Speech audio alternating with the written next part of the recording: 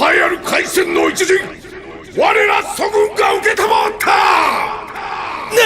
なんだこのバカでけえ声は。隣の戦場だぞ。この戦で秦は滅ぶ。この戦は深く歴史に刻まれること間違いない。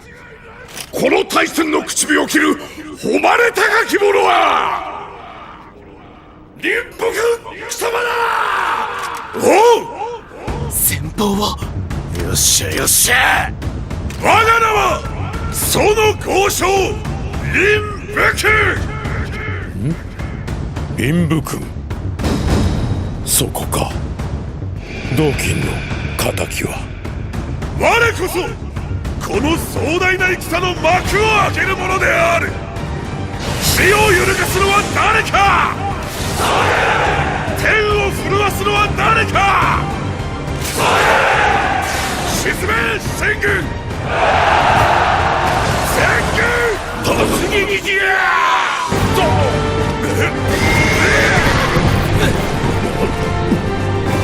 将軍に続け。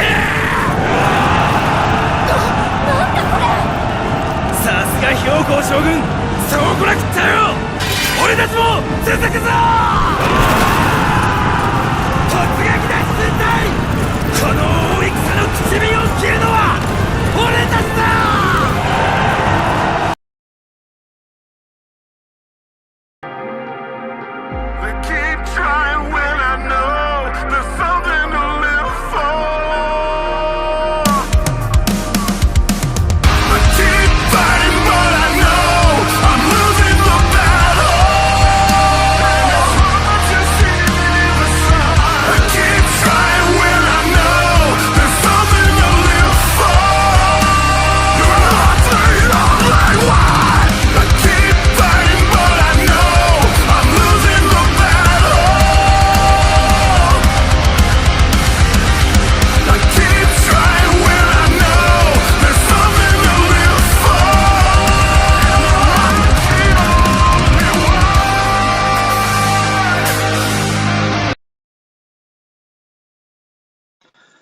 Yo, what's up? What's up? This your guy Ray Hama, one versus a million. How you brothers doing? How you brothers and sisters doing? I'm not your fan. I'm not your stand for I am brother. One versus a million. Yeah, man, we gotta chop it up. Thank you guys for coming through. This is yes part of the Geekverse as well as the review for two franchises, The Boys. This latest season, which is season 5, and and Daredevil. I was like, oh yeah, I was like, yeah, we had to cover like the whole episode of that one. I was like, yeah. So best believe that. I am not without screenshots. Okay, so damn it, best believe it. We gotta get into it. So yeah, and you guys gotta let me know your thoughts too as well. Please leave a like, share, subscribe on your way in. And also hit the hype if the option is there, if the feature is there. Hit the hype the stream. Follow the Rumble, which the link should be in the description, and hit the Cash App to bless the Hopper for us. Appreciate you guys. So yeah, and also too, I want to share with you guys, just to catch up a little bit. I am aware of this show, which has our brother in there, who plays as Wonder Man.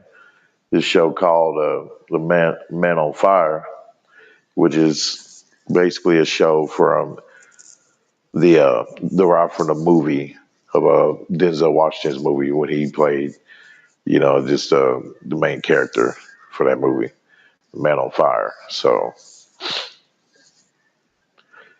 yeah, so definitely we may end up watching that on Rumble, along with some other shows as well. And keep in mind, I will be having anime and movie night that is still coming. It's just been taking. It's been taking your brother, hell to not really necessarily to download it. Like I found it, you know. But the thing is finding one where it has the subtitles embedded. So, so that's the thing. That's my little challenge, you know. So, um, so where what is it? What does it say? Cedars, yeah. So once some more of that come through, then I'll be able to, yeah, I'll be able to get it. But anyway, so I would like to share with you, brothers and sisters.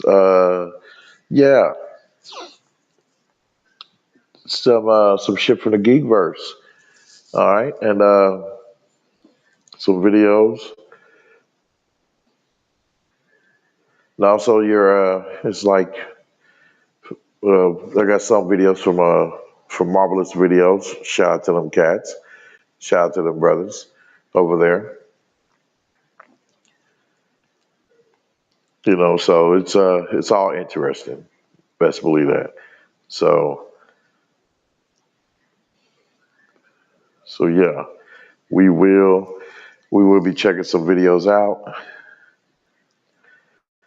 So yeah, here's one from Marvelous Anime, and also yeah, taking notes and because one of them are going to be a video where it's going to be around the lines of 10 top 10 best best animes, best tech animes, you know, which is some of the videos we shared before already.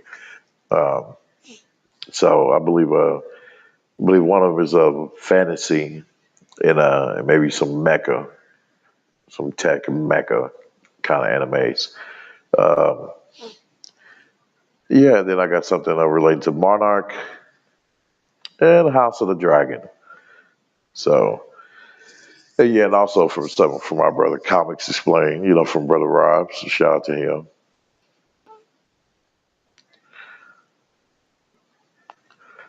Yep. So shout out to Rob from Comics Explain. So yeah, all right. I want to share this with you guys, and yeah, we're gonna chop it up and just give our thoughts about this right here, what this entails. So yeah, so let's go. Let's check this out.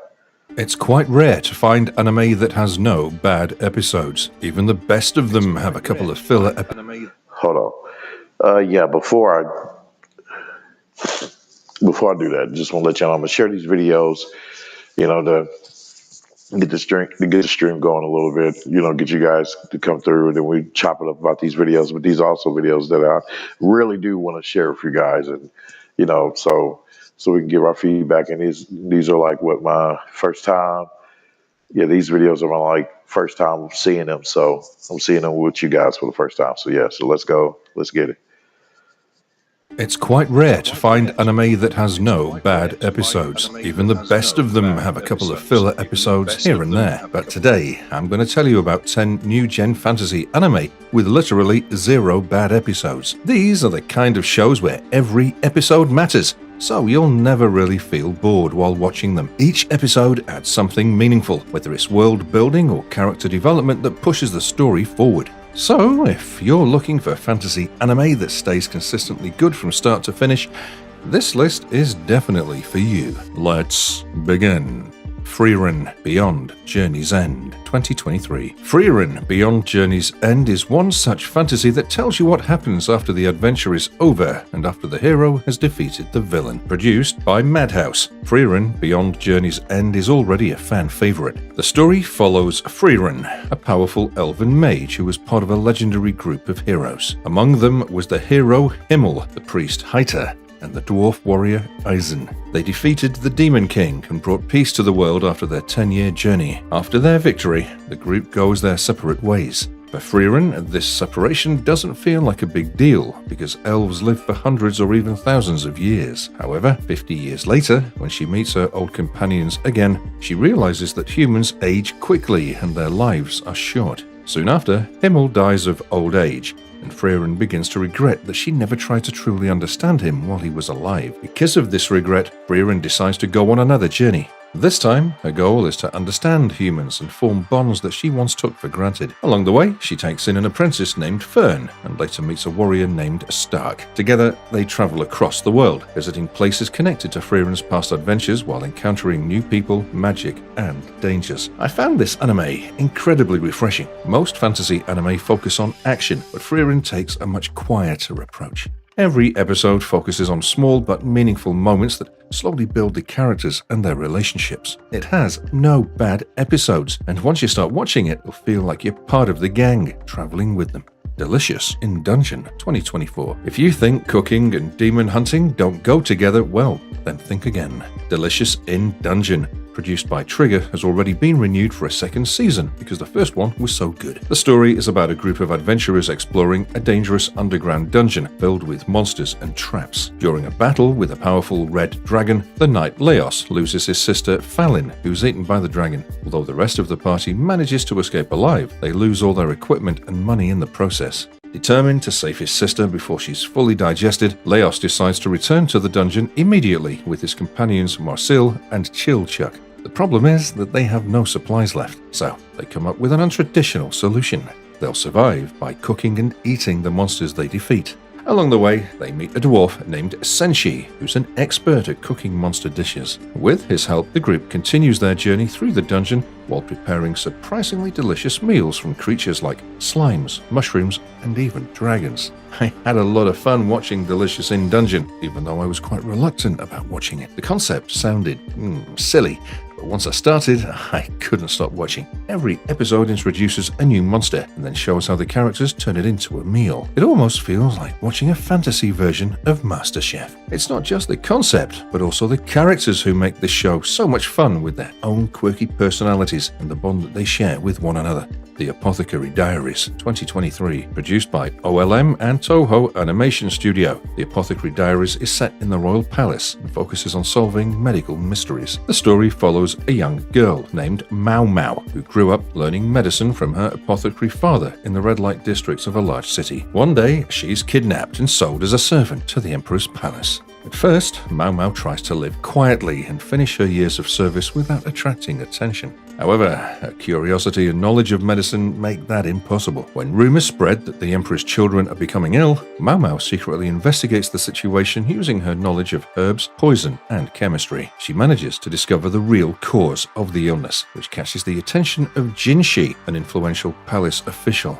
Soon, Mau Mau finds herself working as a food taster and investigator inside the imperial court, solving strange medical cases and uncovering hidden secrets within the palace. My favorite thing about the Apothecary Diaries is the protagonist herself, Mau Mau. She's intelligent, curious, and cynical, and it's fun to watch her solve a new mystery in every episode, using her logic, medical knowledge, and observation instead of magic. These mysteries slowly build a larger story about the power struggles inside the palace. The relationship between Mau Mau and Jinshi is also very entertaining. Jinshi is charming and clearly fascinated by Mau Mau, while she mostly finds him annoying and tries to avoid his attention. The Apothecary Diaries is one of those anime that becomes more interesting with every episode. Made in Abyss 2017. The characters in Made in Abyss look like kids, but the situations they face are horrifying and very uncomfortable to watch. Produced by Kinemus Citrus, Made in Abyss is the story of Rico, who wishes to explore the Abyss.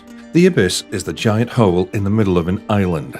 After this hole appeared in the world, people started exploring it, and these people were called the Cave Raiders. The Abyss houses many valuable artifacts, but the raiders who descended often face the curse of the Abyss. They can descend without any trouble, but when they try to ascend back to the surface, they're affected by the curse of the Abyss, which basically causes physical and mental side effects. Rico lives in a town built around the edge of the Abyss. Her mother was a legendary cave raider who disappeared deep inside the Abyss many years ago. One day, Rico discovers a strange robot boy while exploring the upper layers of the Abyss. She names him Reg, and the two quickly become close friends. Soon after, Rico finds a message that seems to be from her missing mother, telling her to come to the deepest part of the Abyss. Determined to find the truth, Rico and Reg decide to travel down into the Abyss themselves. However, the deeper they go, the more dangerous the world becomes. The Abyss has an incredible world building with its own ecosystem. I was as fascinated and curious as Rico to explore explore the different levels of the Abyss. The mystery of the Abyss still has me completely hooked, and I'm eagerly waiting for the next season.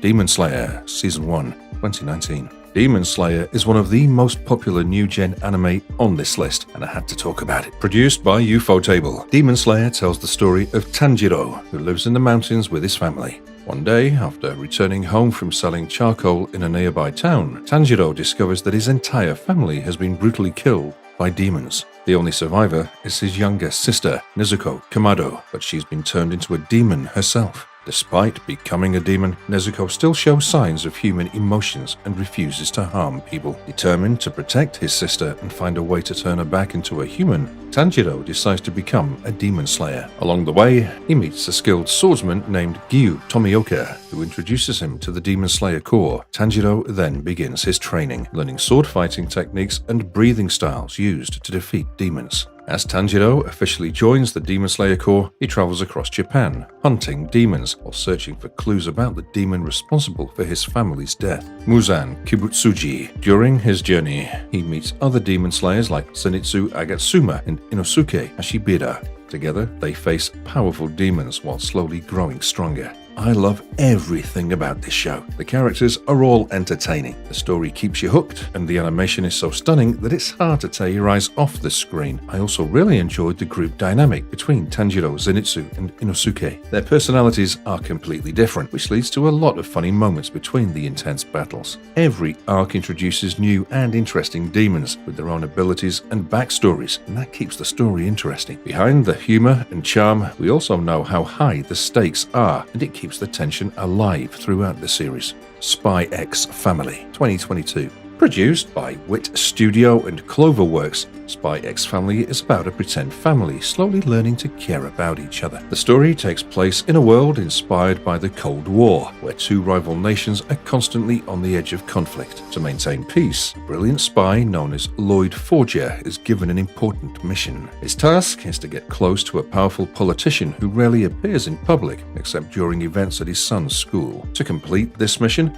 Lloyd must create a fake family so he can enroll a child in that prestigious school. Under the identity of a psychiatrist, he quickly adopts a 6-year-old girl named Anya Forger and later enters a fake marriage with a quiet office worker named Yor Forger. However, what Lloyd doesn't know is that both of them are hiding huge secrets. Anya is actually a telepath who can read people's minds, while Yor secretly works as a deadly assassin known as the Thorn Princess. The funny part is that each member of the family is hiding their true identity from the others, while Anya is the only one who knows everyone's secrets. Spy X Family hooked me from the first episode. Of course, my favorite character is Anya Forger. She's incredibly cute, and her imagination and innocence often lead to the most hilarious and chaotic situations. Watching her react to Lloyd's serious spy thoughts or Yor's terrifying assassin instincts is absolutely hilarious. There are exciting spy missions and intense fight scenes, but they're always followed by light-hearted family moments. That combination makes every episode fun to watch, and it's very easy to get attached to the Forger family.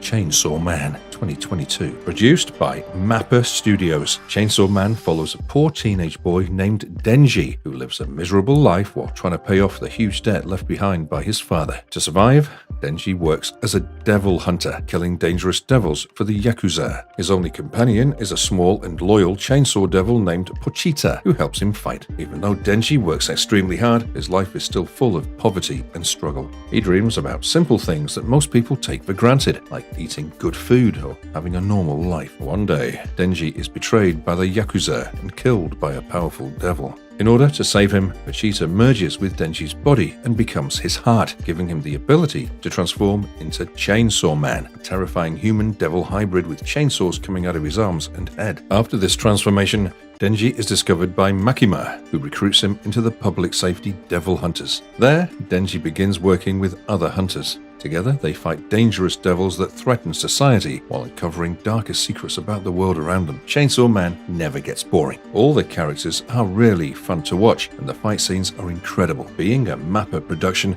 the animation is really good, and there's an air of mystery about certain characters and their intentions, which keeps it interesting. Konosuba 2016. Produced by Studio Dean. Konosuba, God's blessing on this wonderful world, is one of the most fun fantasy anime out there. The story follows a lazy and unlucky boy named Kazuma Sato, One day, he dies in a very embarrassing and unexpected way. After his death, he meets a goddess named Aqua, who gives him the chance to be reborn in a magical fantasy world. This world is full of monsters, magic, and adventurers who fight against the Demon King's army. Before being sent to the new world, Kazuma is allowed to choose one powerful item or ability that'll help him on his journey. Because Aqua mocks him for the way he died, Kazuma gets annoyed and decides to take Aqua herself to the fantasy world with him instead of choosing a powerful weapon. However, this decision quickly turns into a disaster. Aqua is supposed to be a powerful goddess, but she's childish, selfish, and often causes more problems than she solves. As Kazuma tries to make a living as an adventurer, the two of them form a party with other unusual characters. They meet Megumin, a young mage who's obsessed with powerful explosion magic but can only use it once a day before collapsing from exhaustion. They also meet Darkness, a crusader who's incredibly strong but has terrible accuracy in battle and also happens to enjoy being in dangerous situations. Together, this strange group of adventurers tries to complete quests, earn money, and survive in a fantasy world. However, their adventures rarely go according to plan, and they often end up causing chaos instead of saving the day. I had an amazing time watching Konosuba, and the show makes fun of the usual fantasy anime tropes. Even when the characters are fighting powerful enemies, the focus is usually on the humor and the absurdity of the situation. Konosuba is one of those anime that you can watch anytime if you want to relax and laugh. It never takes itself seriously and doesn't try to be a serious epic fantasy story, but that's what makes it so entertaining to watch. Goblin Slayer Season 1, 2018. Adapted by White Fox, Goblin Slayer is a dark fantasy anime that shows a more realistic side of fantasy adventure stories. The story begins with a young priestess who joins a group of beginner adventurers for her very first quest. Their mission is simple. They need to eliminate a small group of goblins hiding in a cave. However, the situation quickly turns into a nightmare because goblins are far more dangerous than they appear. The inexperienced party is completely overwhelmed. Just when things seem hopeless, a mysterious armored warrior appears and saves the priestess. This warrior is known only as Goblin Slayer. He's dedicated his entire life to killing goblins. Unlike other adventurers who fight different monsters for fame and rewards, Goblin Slayer focuses only on goblins. He studies their behavior, prepares carefully for every mission, and then kills them. His obsession with goblins comes from his tragic past, where goblins destroyed his village and killed his family. After the priestess is saved, she decides to join Goblin Slayer on his missions. Along the way, they're joined by other adventurers such as High Elf Archer, Dwarf Shaman, and Lizard Priest. Together, they take on dangerous quests to eliminate goblin nests before the creatures can grow into a larger threat. From the first episode, the show makes out that the dangers are real, and even a small group of goblins can cause terrible destruction if they're underestimated. What I found most interesting about the series is the main character himself. Goblin Slayer is not a typical hero. He's quiet, focused, and completely dedicated to his mission. He seems almost emotionless, but as the story progresses, we slowly see hints of the trauma that shaped him. Goblin Slayer may not be for everyone because of its dark tone, but it tells a compelling story about trauma and survival.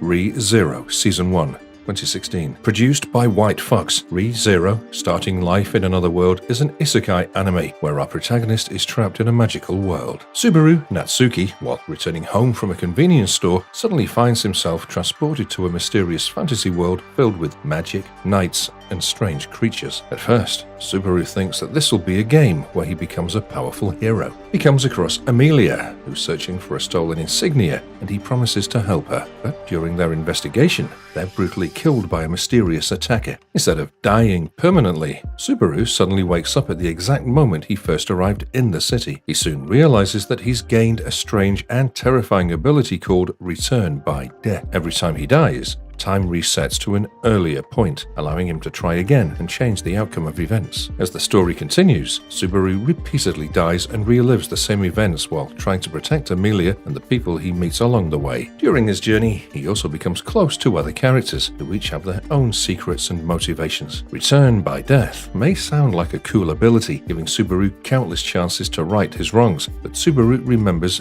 every painful death, even though the rest of the world forgets them, and he's unable to share that trauma with anyone else. I also really enjoyed the mystery surrounding the world. There are many questions about why Subaru has this power, who is controlling the events around him, and what larger forces are at work. And that brings us to the end of our list. I've watched all 10 of these anime, and I can guarantee the consistency of these stories. From the first episode to the last, they keep the story engaging with strong characters, great world building, and memorable moments. If you're someone who hates filler and prefers stories that keep moving forward, then these shows are definitely worth watching. Let me know if you've watched any of these anime, and share your own recommendations for fantasy series that have no bad episodes in the comments. Thanks for watching till the end. I'll see you all in the next video. Until then, stay marvelous.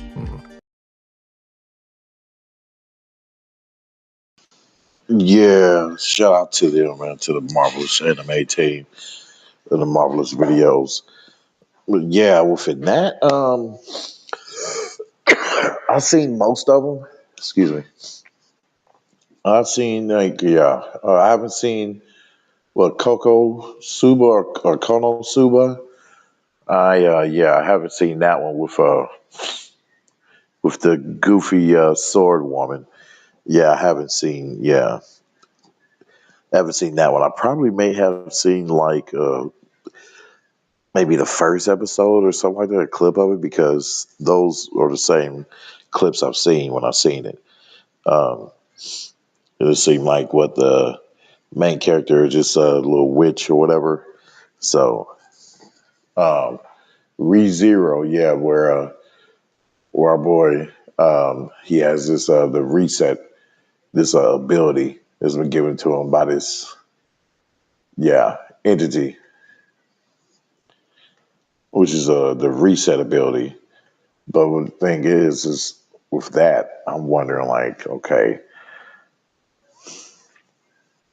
you will end up coming to find out, like, while watching that, without necessarily spoiling it, because I ain't chose to dedicate, a stream to it yet. But I will say that, it's not set permanently like that for him to reappear back at the same spot where from where he first arrived.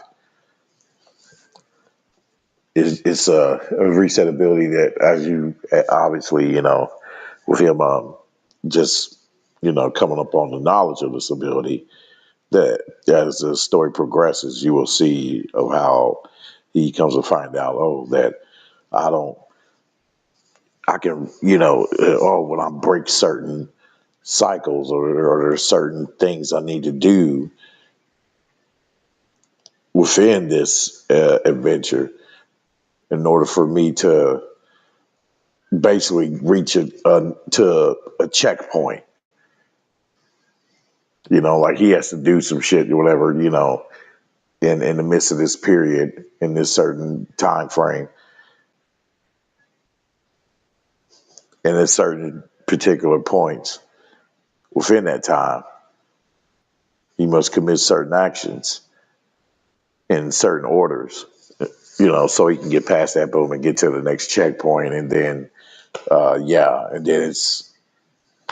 and then it goes on like that from there, and there's a bunch of action and sword fighting and all that fantasy shit, that we all like. That all that's within there. So, but I would like for us to get on. Hurry up, and we're gonna get on talking about Daredevil. So yeah, man, we're gonna get on, man. We're gonna get on that, man. Oh shit. And I'm gonna just share some of the videos afterwards, and then because this one's kind of like a little longer haul than the boys. So, but before I show the boys, I'll be showing other videos as well. But with the movie I was speaking of in the beginning earlier, that I was having problems retrieving or downloading. That movie is Kingdom. Basically, the movie, the live movie adaptation from the anime Kingdom that we are watching, which is our ongoing series right now that we are watching over on Rumble. So go ahead, hit the link and follow the Rumble, so you'll be notified for whenever I do go live with all that. So, and also we'll be showing One Piece as well. All right, but But yeah, and also too, it took me a little bit. Y'all was the fact that I was trying to. This downloading process wasn't really making it easy for me. So let me see. Okay, that's working.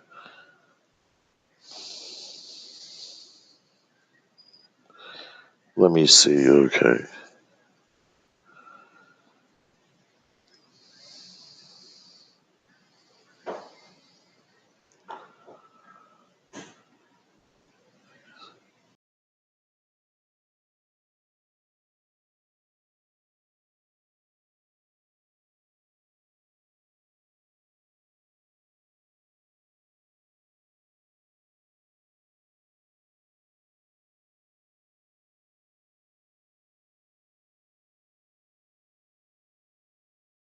Give me a minute. It's taking some time for it to load up.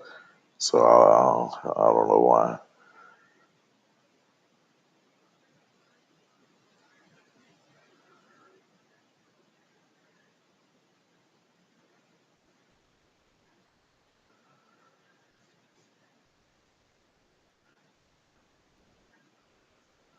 Yeah, shut that one.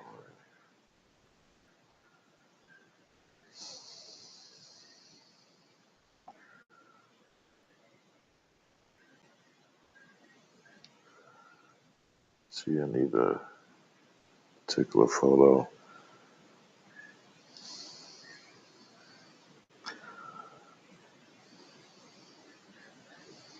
Hmm. Hmm. Okay. That's it. See, I should do a better job with this interface.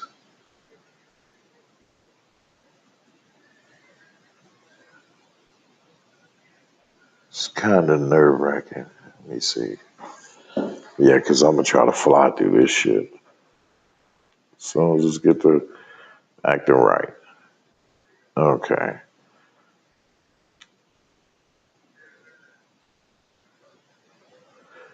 Oh, yeah, that part. Oh, yeah, I definitely must talk about that shit.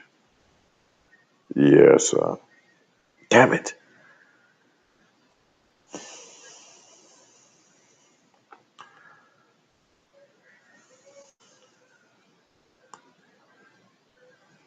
Instead of a slide down, it should be an X for the exit. This is okay. Hell, there's that. Boom. Hell, that finally popped up.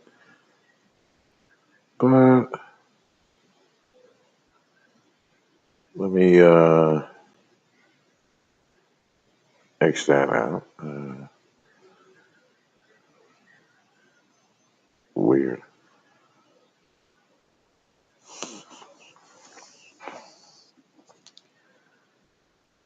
I must have to go back and go back in, you know.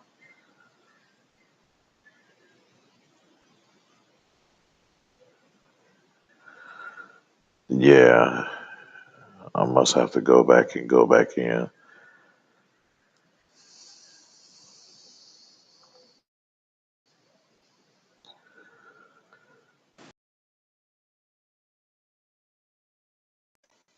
Okay. Yeah, I'm back. All right. Let's see how this goes now. Let me see if it.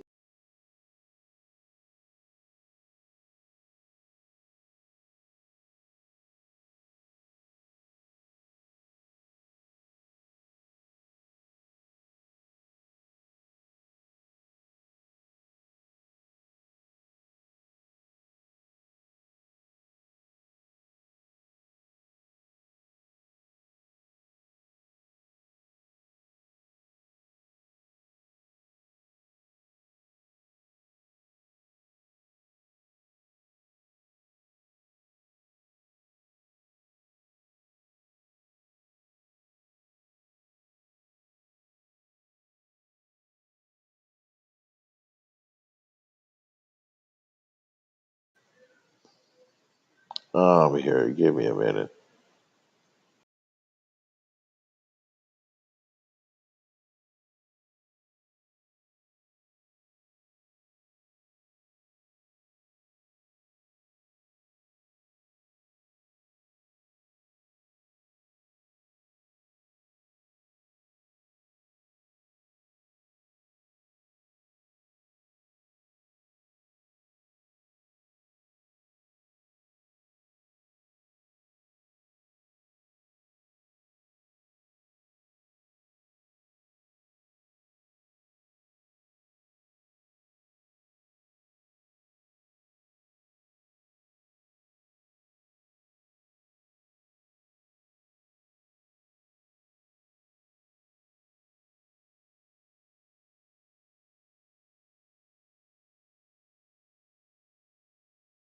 Well, thank God.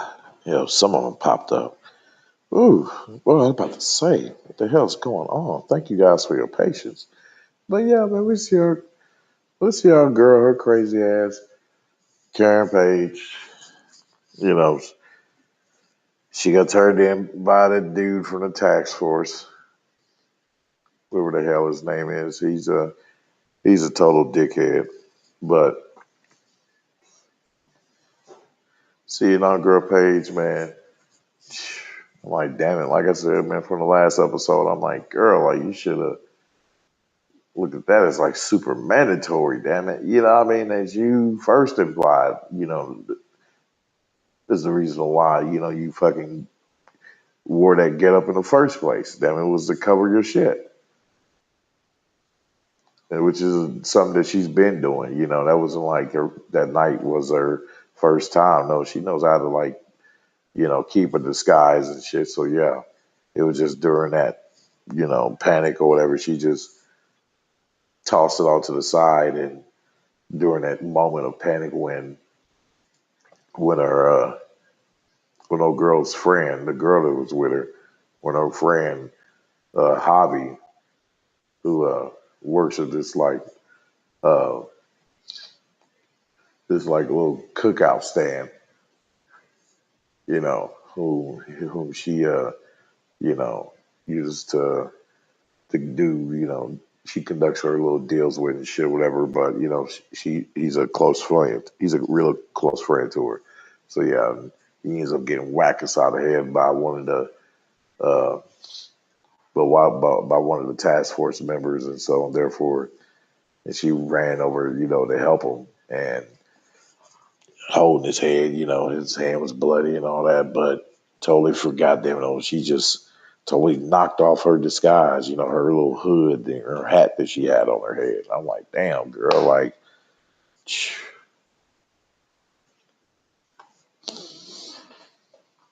maybe he wouldn't if she would have kept her hood on and shit, what I mean, her hat on, she wouldn't have been in this situation right now that we see her in this latest episode, which the new episode is supposed to be coming out today. So, which I'll try to be quicker about, on covering that as well. But yeah, which is why I'm trying to fly through this. Yeah, but her ass is in there now. They got her in jail, which in this uh for this Hell's Kitchen, they got her in the 15th on the 15th precinct. So yeah, and it was set up like that for her to be sent there.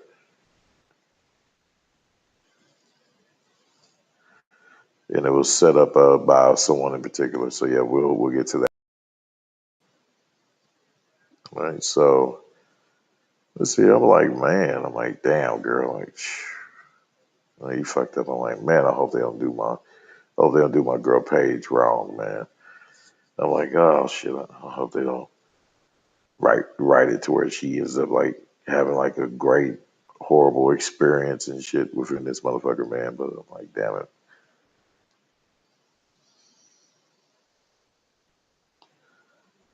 Not because is a woman, but because, hell, she's Karen Page, you know what I mean? But shit. And so, yeah, we see this dude, this dude, Fisk coming through. I'm like, oh, yeah, should have known his ass was going to come through, you know, and antagonize her and shit like that, try to intimidate her and all that bullshit because he, uh, he had something against her, like, really, like, because she hurted him greatly because she deleted Wesley, who motherfucker shouldn't be mad, some bitch, at her because it was set up that way. I mean, because Wesley, basically kidnapped her. If that wouldn't have happened,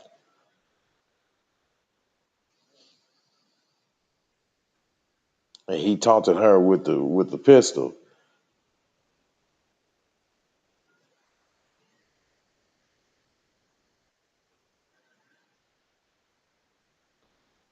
which was not hers, was his. He would have still been alive. So yeah, but he's in there, man, and he comes strolling through there and shit, and I'm like, okay,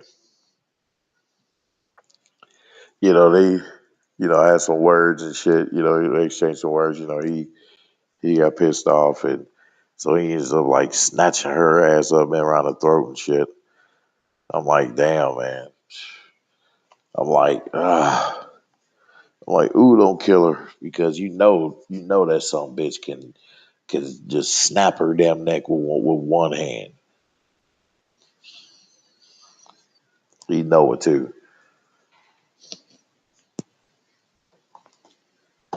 So he did that to intimidate her because he basically letting her know that, and she knows too that if he wanted to, he could have been and like had her wiped out. So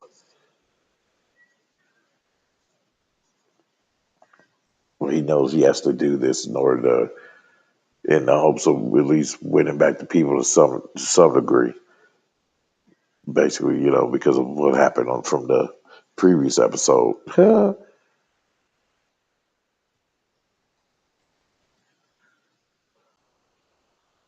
So yeah, I'm like, damn. I'm like, damn, shit. My girl Paige, man, she been through some shit today. She's even more resilient because of it.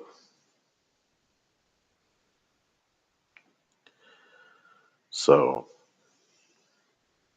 yeah, and then man, we over here in this scene. I'm like, okay.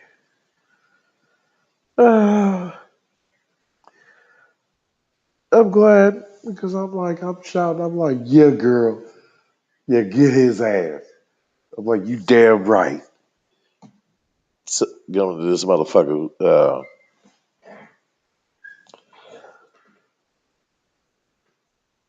I'm like, damn, I forgot his fucking title, but his name's Charles.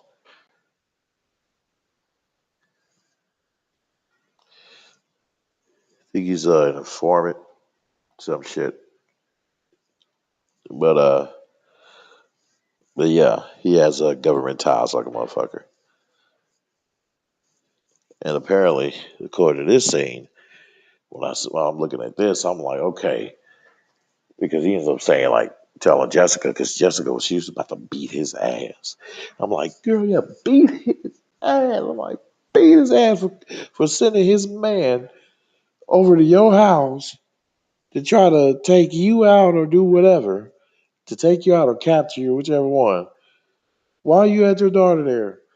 And damn right, I was showing, yeah, girl, beat their ass, beat their ass.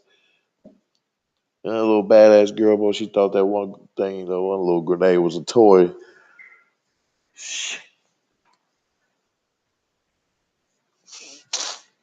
It wasn't like your typical grenade as it looked, but it seemed like it was a grenade designed for people like her with abilities. So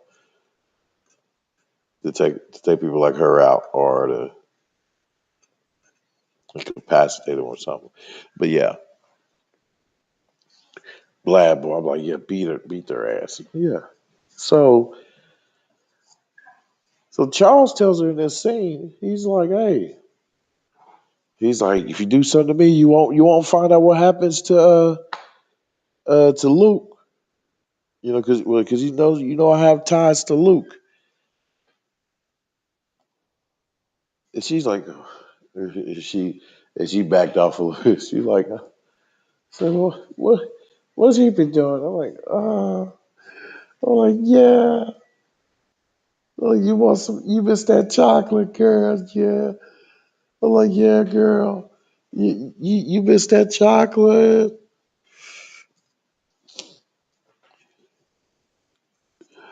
Uh, yeah, she wants some of him. But he told her he's overseas, quote unquote, doing the Lord's work. So I'm what is he doing? Are they gonna reveal that uh in the next Defenders? Yeah, Defenders. In the next Defenders series that comes out, or is it basically a season two?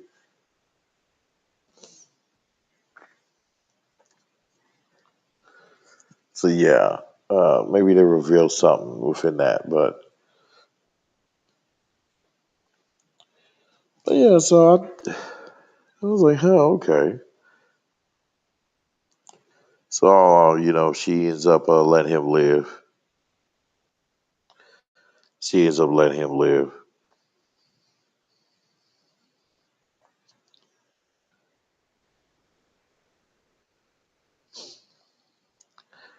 So yeah, but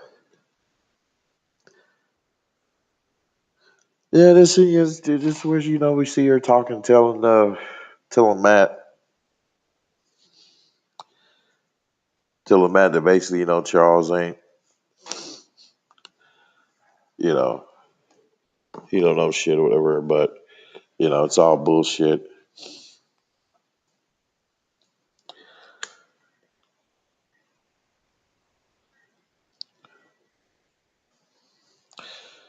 And yeah, there's some big shits going down, man. But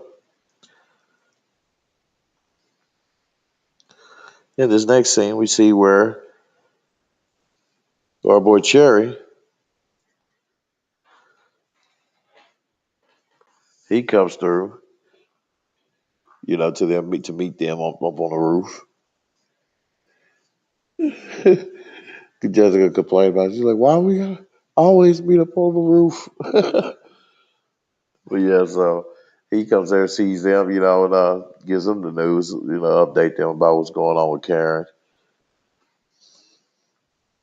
Tell her, hey, that she's going to go to the anti vigilante uh, courtroom. So man, I'm telling you, I'm like, damn, in this courtroom, I'm seeing like that. There's three judges. I'm like, shit,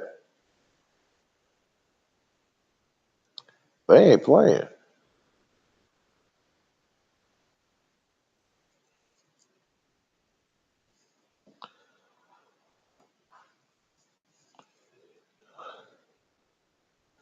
So yeah, so that's just going on. I'm like, damn, okay, but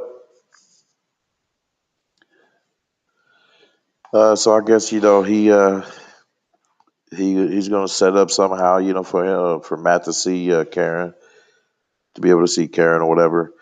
So I don't know. I was thinking like, man, maybe Matt's gonna break her out, somehow, whatever, because he is an evil motherfucker, Wilson Fisk, but because he's going about it, the legal way. Matt, with him being all about the system and shit, so therefore he's like, okay, so we're gonna have to, you know, follow suit too, and get witnesses and and proof and all that shit their own way. So even some unconventional, but they're gonna get what they need, because basically Karen versus the mayor, which has been trying to turn the whole city against her, Daredevil.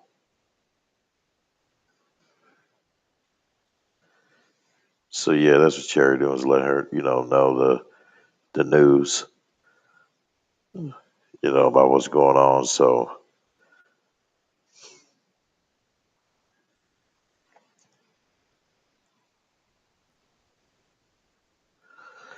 yep, and then Oh man, this is interesting though. This scene, I was like, man, I'm like, okay. So they had a man to man talk. He straight up told him straight up to his face. He's like, okay. He's like, I hate you. I hate you for Foggy.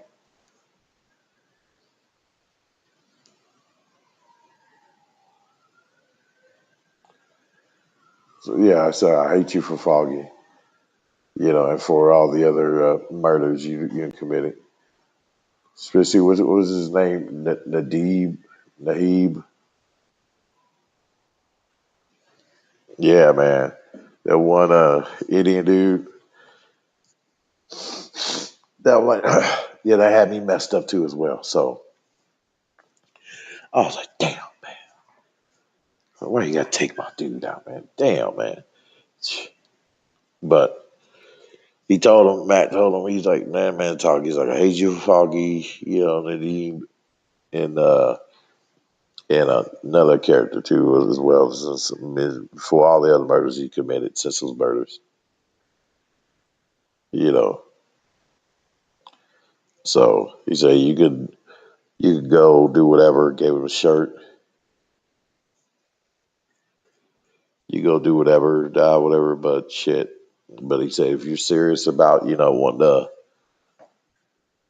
do right and be on this path of seeking redemption, then I got some work for you.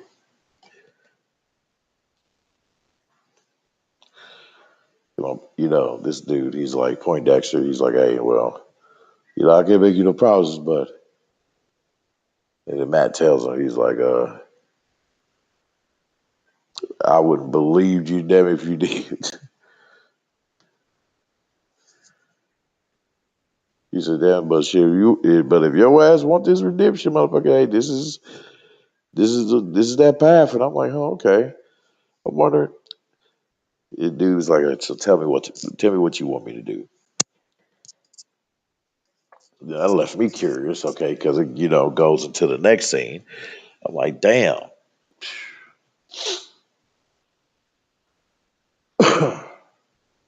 I'm like, well, he could have used some more poundings, you know what I mean? But thing is, I'm like, hey. Then again, I get it where Daredevil's going with it because I'm like, the dude's already been pounded on enough, you know what I mean? Pause. Like you'd already put enough mitts on him, and plus with him falling off of a 2-3 story building, or was it no 4 story building, and came out alive, So yeah,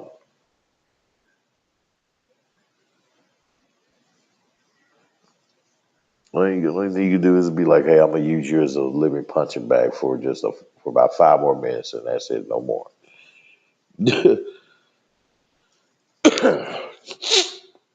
For all the shit you did. Ah. But no. Well, I kind of get it, where he's like, oh, man, it's whatever, dude. He was like, man, hey, you're going to either just go fall off a cliff somewhere or whatever, or you're going to go do what's right. So this is that path I got for you. I got some work. We'll see. So, yeah, it goes to the next scene. Where we see, okay.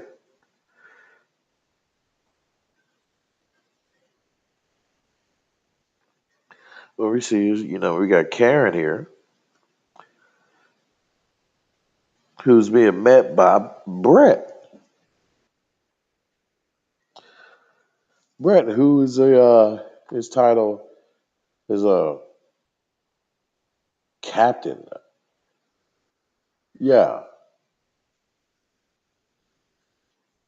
captain of of some division. But yeah, he shows up. I'm like, damn. I'm like, hell yeah. And come to find out, as he says, he basically was the one that set it up for Karen to be moved there instead of where they wanted to take her. which is probably somewhere else where where she won't be as monitored. Whereas there, he can keep eyes on her. So I'm like, bet, sweet. I'm like, okay.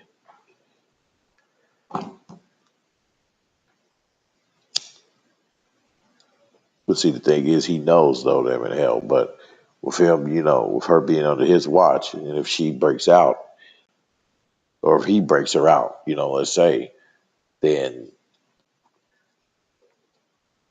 yeah, evidently, it's gonna be the blame is gonna be placed on him. So,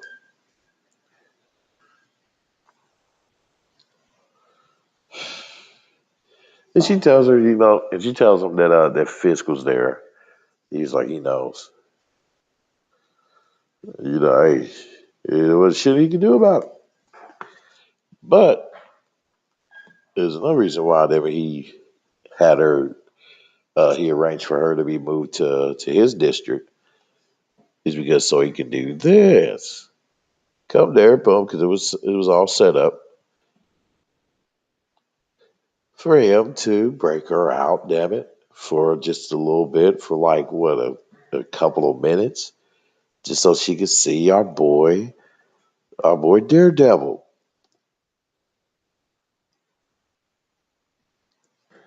I'm like, oh man, that's good shit. My dude's a good man. He's a. I'm like, boy, I'm like, that's a real that's a real brother right there. That's a real straight and narrow brother right there. But he did tell their ass though. He was like, hey man, we gotta stop meeting up like this, y'all. Uh,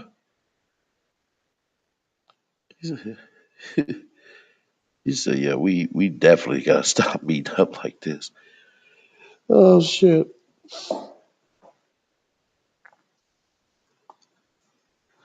So yeah, he meets up and tells her. She tells him, hey, the fist was there and shit. And he's telling her uh, about basically what he's going to be doing. Uh, it's going to be a unconventional move that he's going to be using to to obtain the help that she's going to need, which is basically in turn going to help both of them for both of their cases because she gets found like not guilty and it's all ruled in his favor, but they also at the same time um, shatter the reputation and credibility of Fisk. That would be their goal. So there's two goals there. So yeah, there's two goals. Yep, and as we see here in the next scene, we have Wilson looking at the TV, seeing the court proceedings. It's all going down. Seeing Karen um, coming up to the courthouse, walking towards the courthouse with her lawyer. He's just filled with anticipation too. Just can't wait for her to get the punishment that he desires for her to receive because he's telling the DA, hey, he wants her to get the whole punishment, like all of it, charge her for everything.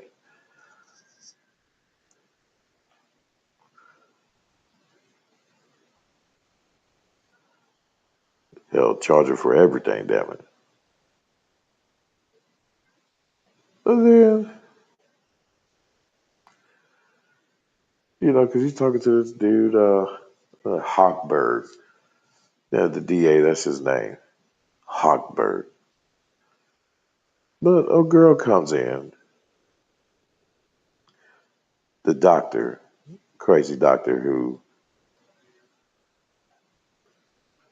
who was so traumatized to the point to where she refused to get the help she needs and wants to just fight out in her own way.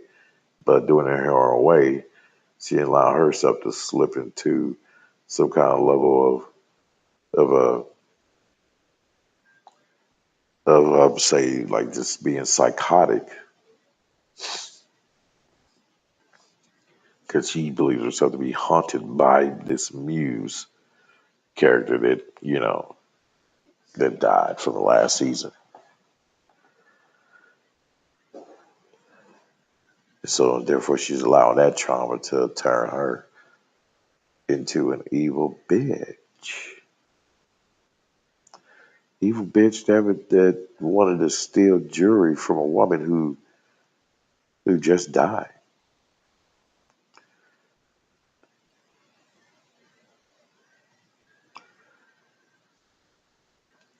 From her own room. So, yeah. So she comes in, you know, the doctor, and in the midst of her talking, boom, he points this out. He's like, he didn't really need to say much, and you know, that she got all like, like, oh, I'm sorry, Mister Fisk, I'm sorry when he pointed that out. She's like, I'm sorry. He was like, oh, I'm sorry, Mister. I just don't know. I made the wrong choice, and she wasn't making really a bunch of excuses. She was really taking accountability, although it was stupid.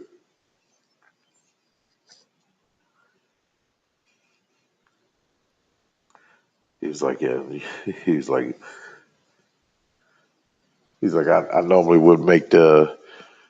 Technically, she was, take accountability, but yeah, she was like, oh, I usually make the best decisions, in such times, but you didn't, but you didn't. You stole a piece of my wife's finest jewelry.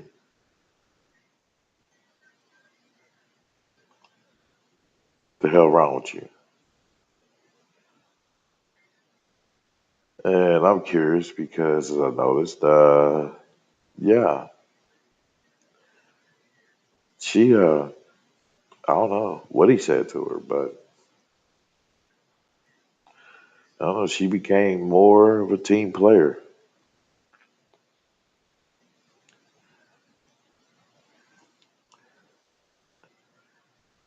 She became more of a team player.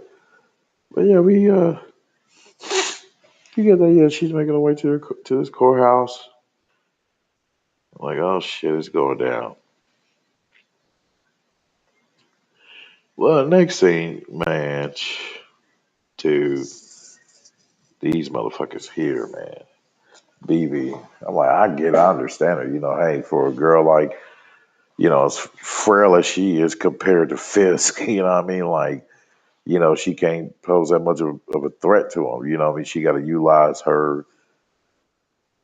the tools that she has like before, that she's been working with, tools that she's used to, which is what all she knows. So, and that is to use the media, the, and to be on some crafty kind of shit as to, uh, crafted up a show for her to make, to poke fun and make fun of Fisk and putting out there all the wicked and evil shit, behind the scenes shit that he's doing, to air all the shit out before the masses.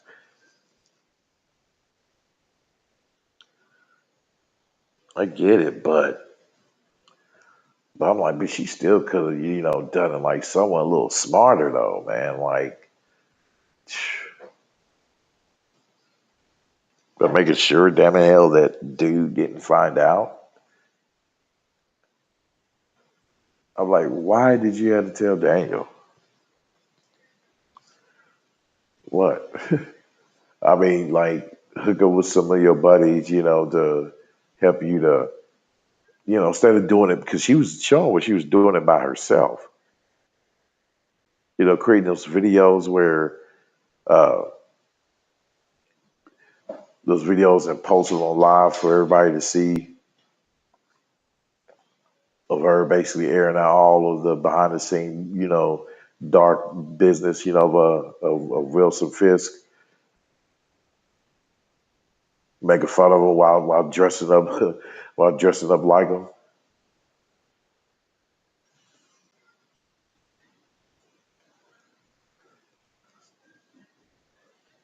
I'm like, if he was going to do something like that, I would say, it'd be best to have a team of some highly smart people who are very skilled in knowing how to keep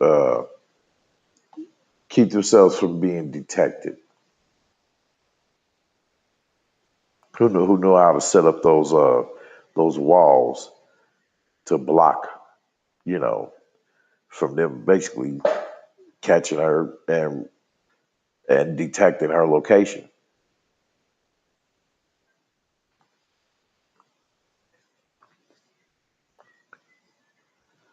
But no, she didn't think like that, man. She ends up, telling this dude and who really I don't know, maybe he did kind of dry snitched on her, but to Buck, but I'm not sure. But now, he's telling her, hey, you fucked up because now Buck, he wants to take her out. So, so he ended up setting up for them to meet up at this location where Buck is supposed to be at and shit. Where he's supposed to, uh, where he's supposed to bring her there, BB, so she can be taken off the map. Same thing they did to her uncle. It's totally outright, just wicked evil. But hey, that's the nature of fists. So, I mean, any other evil, wicked crime boss. So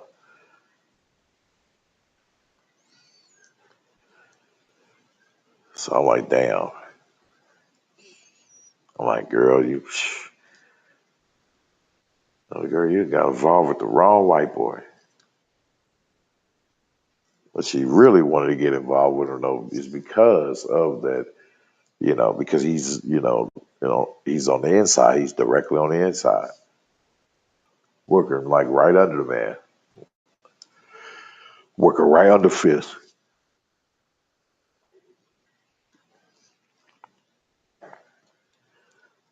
So yeah,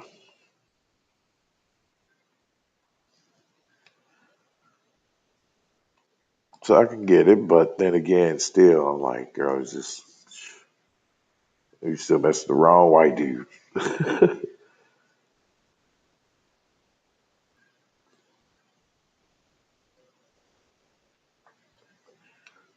So yeah, man. So we can see, yeah, it's going down, man. This trial, this shitty trial, and we'll see. He's on it. He's watching it. He got his eyes glued to the screen, but we see the DA, his punk ass. He comes in there, and you know,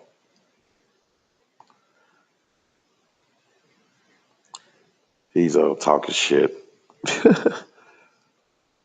He's talking shit, but for the moment, it should be okay for later. Cause I'm like, okay, maybe she might have help, maybe not. I don't know, but they're definitely trying to rig this all up for her to get railroaded.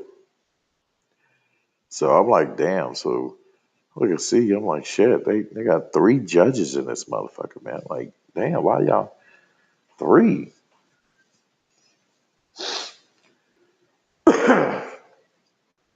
Was it? Is 2 not enough? Shit, I can say 2. I can see at least 2, but 3, damn. But you know, her lawyer, her girl here, oh, this this beautiful black woman right here, she hands them a file folder, let them know that hey, she ain't about to go into this battle alone. Damn it, the dude, the DA, he looked at her. He's like, what already? Damn it, you ready to call him? You already call him back up already? Damn, what the fuck? And so, and her backup is who? Our boy Matt. Our boy Matt. Damn right. I'm like, oh, wait, it's about to go down. Motherfuckers gave him some stares, but he did not care. Not one bit, you hear? He did not. He knows. He's aware of you, motherfucker. He's not as blind as you think. He's not the blind lawyer you think, motherfuckers. Yeah, that's his disguise. That's what he wants you to keep thinking, motherfuckers. Yeah, he's just a typical lawyer, a typical blind lawyer.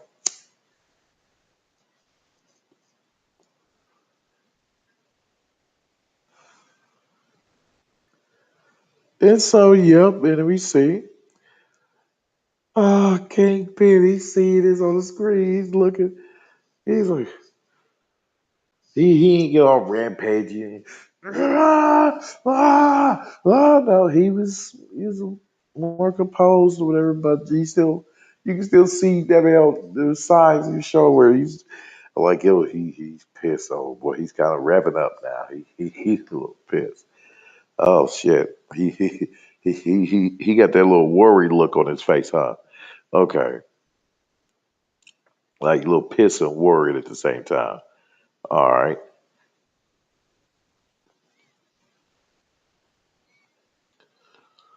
all right. So yeah, and we see motherfuckers, getting questioned and shit. Like this bitch ass dude,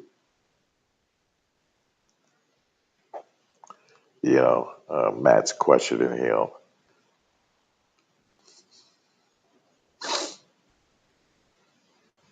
and he shit doing a damn good job too. Like let them know, hey, reminding the public everything of what their mission statement is and all that shit, and basically, yeah, just getting ready to hammer it down on them.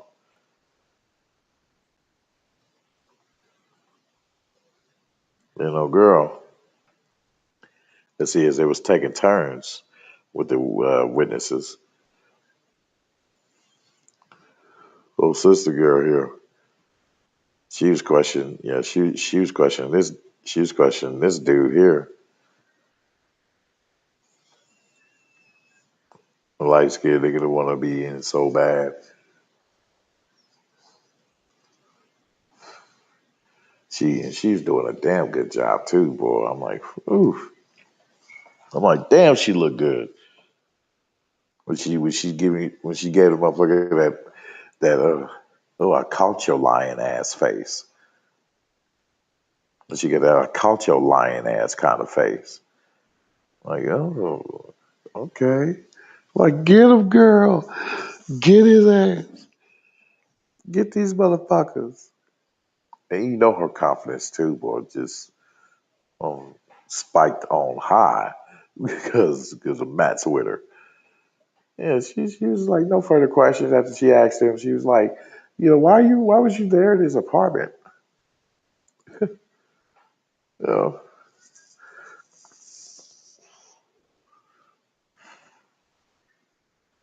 she was like, a welfare check. She was like, motherfucker, please.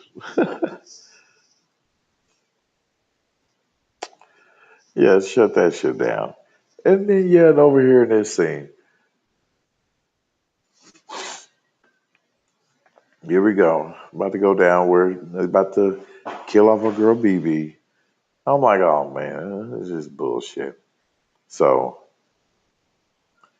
he's there, his white ass is there, so I'm like, damn. So and he looks at his phone, seeing Buck, is getting a hold of him, trying to blowing his shit up, blowing his phone up. Wearing asking where he's at and shit like that. Hey, where is she? Where you guys at? Because he's trying to take her out. And so he ain't answering because he knows, hey, he ain't trying to let him know that he's right outside of the building. But so yeah, and talking to him and shit because he was then they're about to do it.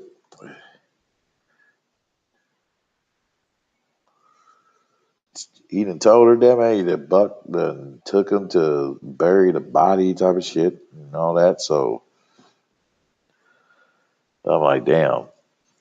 Let him know, hey, his mind messed up and that he may end up going through with the type of shit. And then she had to talk to him, whatever, try to get him to come to his senses type of shit. And so therefore he ended up choosing yeah, he ended up choosing to let her go. Giving her a phone, boy, hey, that I believe that the Buck may not be able to track, but yeah. So he ended up letting no girl go. I was like, okay, good. Good shit. I was like, good dude. Good deed right there. That you didn't follow through with it. That he's choosing to stand up to dude in some shape or form way. But yeah. Um, so yeah, the next season, I mean the next scene, we're going back to the court and we see shit's about to go down. They plotting. And I kinda like felt that vibe too, as these motherfuckers was looking at Matt Neal because he actually, because he senses, hey, it's Matt, he's Daredevil, damn it. And he's like, oh man, those task force guys, they're still here, ain't they? He's like, oh yeah, they trying to plot, oh shit. So yeah, so they with those quick senses, figured out that they're up to no good. And dude letting them know, hey, the other task force guy letting them dude know the head of the task force, that fucker. Yeah, he's letting them know that hey man, all the cameras off.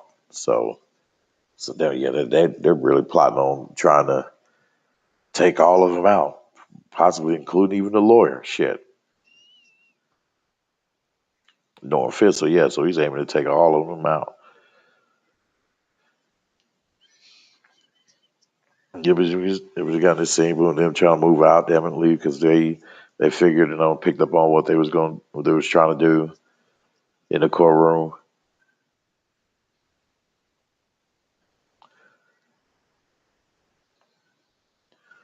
So yeah, when they got to the to the parking garage,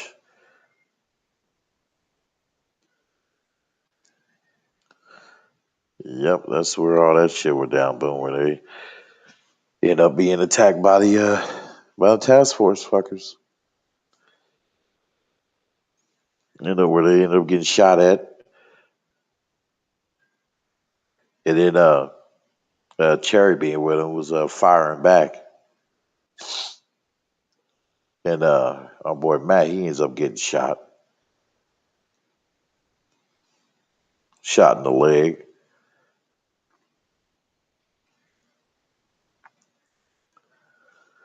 He ends up getting shot in the leg, but he ends up taking out one of the drivers.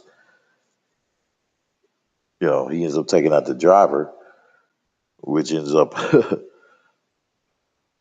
just running into a damn into the wall.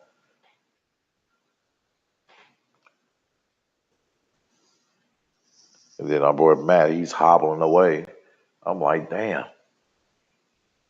I'm like, See, you had the mindset, boy, of taking these bastards out instead of just trying to knock them out. You probably wouldn't be hobbling right now on one leg. You probably would be hobbling on one leg.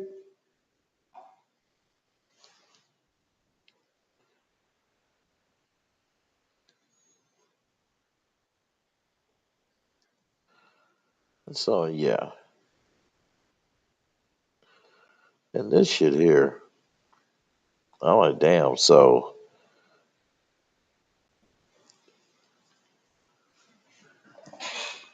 the governor, I forgot her name, but she alerted the AG, the Attorney General, about what's going on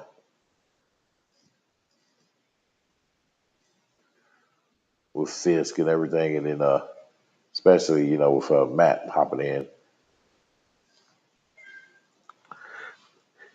So she alerted him, hey, that we need to work on removing Fisk. So with Fisk, with him catching on to that somehow, because that news was probably leaked out to him in some form of way, he sends somebody to take her out. I'm like, damn, girl, where is your security? And then this motherfucker snuck up on her all on some Splinter Cell shit, y'all. I'm like, damn. You got a wire and all that boom, and just snatched her all around the neck. Like, damn it, he was about to succeed too in his assassination. But she was saved.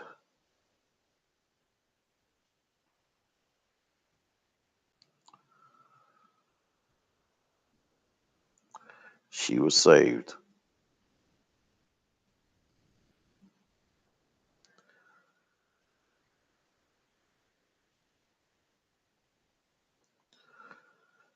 She was saved by our boy, Point Dexter. Boy, but shit. Hey, he's a motherfucker, is trying to, as he calls her, commit a good deed because shit, if it wasn't for that arrangement that he set up with Daredevil, then she would have been gone. So that favor that he asked for that we all was wondering about in the beginning, not favor, but that uh, a deed for his road of redemption. He provided him that work, and that work was that to protect the governor because of Fisk, because of him figuring out that Fisk, would be able to try to assassinate her.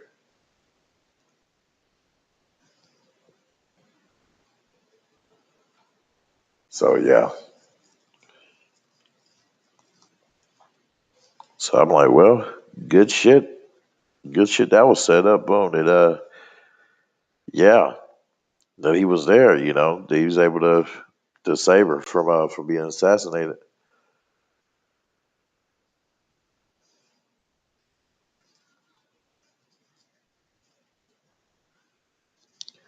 So I'm like, okay, so I see now Fisk is not focused on no capture and shit. Now he's just focused on just really just taking them out the game, erasing them. Period. Okay, so yeah, we had that kind of desperation with it.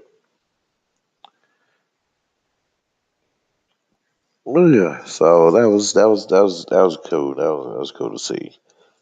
So I'm like that. So yeah, 'cause that's gonna be a strong opponent against Wilson Fisk, and he knows it, which is why he tried to have her assassinated.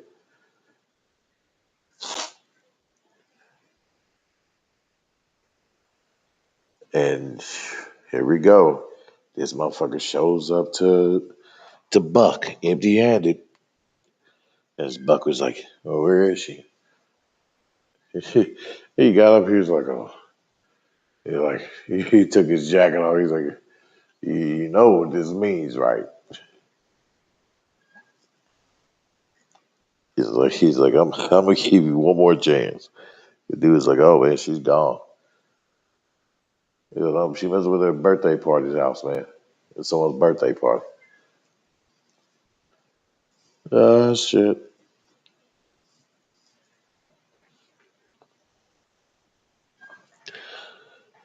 And then he ends up saying "F you," and then that motherfucker, then they end up, and he ends up beating him up, man, beating his ass. Boy, Daniel, oh man, Buck is giving him the works right now, man.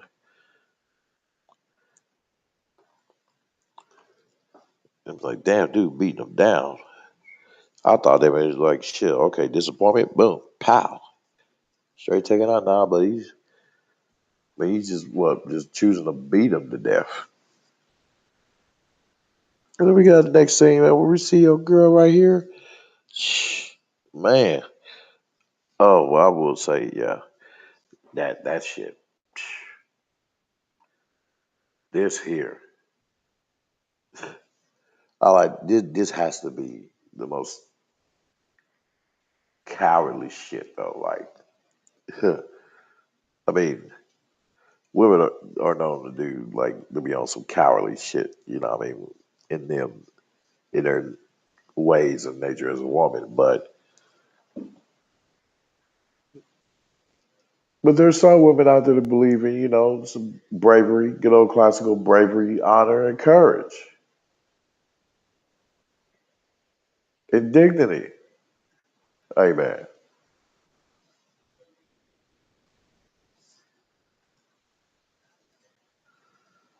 Which is what Karen's about, because our girl Karen would have rather just hey, them two throw hands, but the damn therapist, the doctor came in there,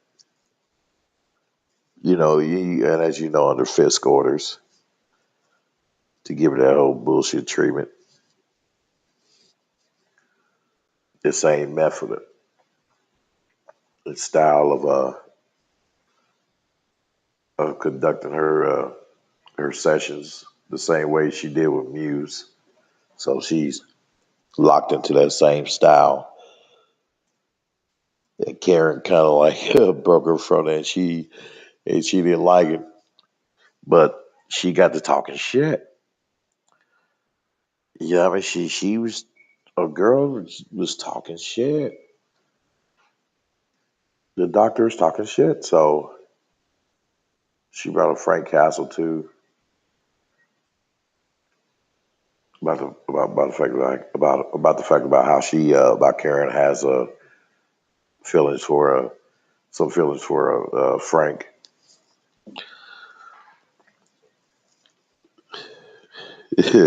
And Karen said "F you," and then Karen says jabbed at her back and shit. No girl, she couldn't take it. She couldn't take it, and so I'm like, oh, okay, that's when you start to go in that mode, girl. When you notice when you see this motherfucker in your peripheral view,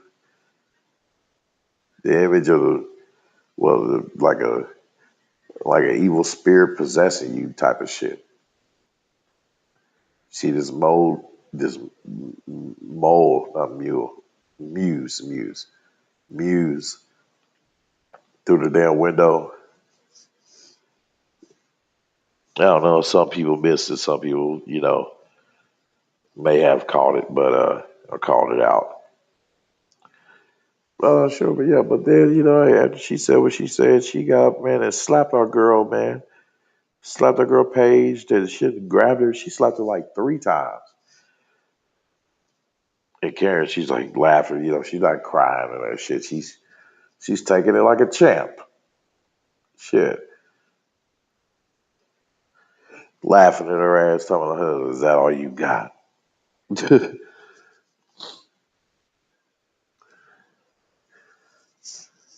And I'm like, you cowardly bitch. I'm like, handcuff the, take the cuffs off my girl, damn it, and go blow to blow. But your cowardly ass wanna attack her because you know that she had her handcuffs on. Are you so bold to attack a motherfucker with the handcuffs on, huh?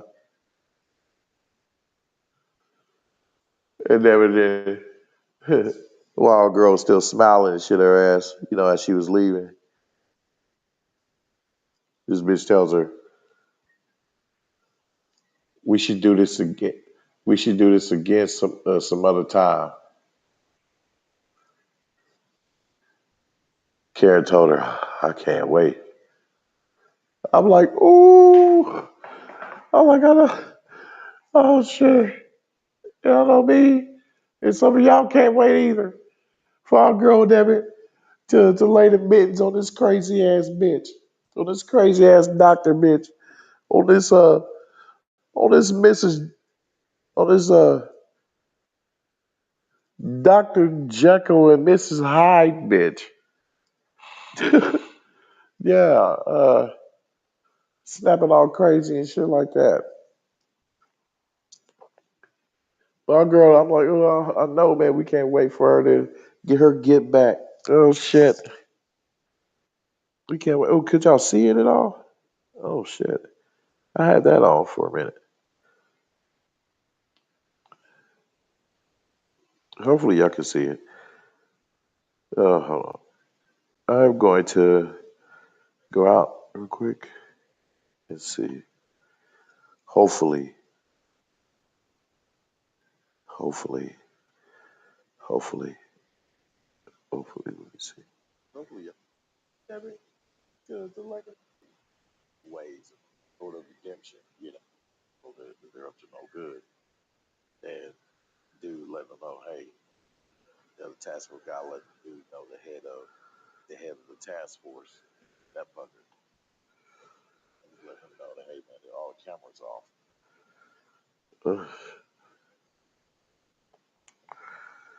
Okay, okay, I'm back. I'm back.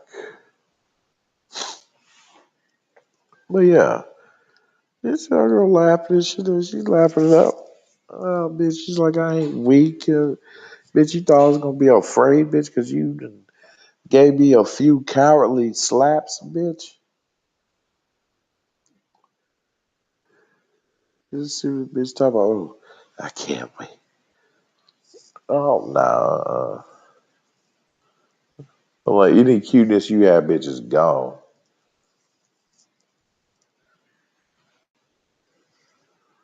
Like, bitch, that may be a role, but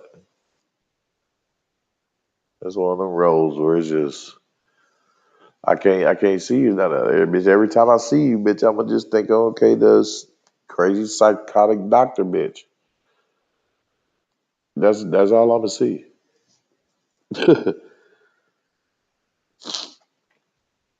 But man, we get to the end of the episode where we see our boy right here, man, our boy Daniel.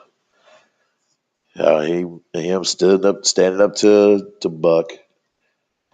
Basically gets him beat. Basically, they're beat half to death already.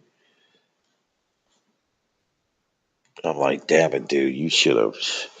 Now he should have applied a better strategy than what the hell he did.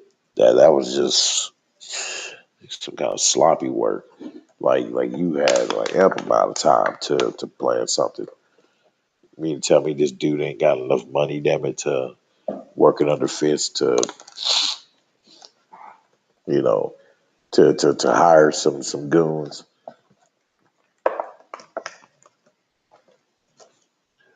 to hire some goons. There's some people, damn it, that hates Wilson Fisk, right? There's some people that will that hates Wilson Fisk to the point to where they will do something for some change. Hell, some may even hate him so bad to where damn hell they may say shit they'll do it for free if you was to tell them that, hey, I got Wilson Fisk, I got this dude who's Wilson Fisk's right hand man, his bodyguard, his knight, his elite knight, who's a skillful guy and all that shit, man. But hey, and he's aiming to take out not just me, but a girl too, a black girl at that. And he took out her uncle too.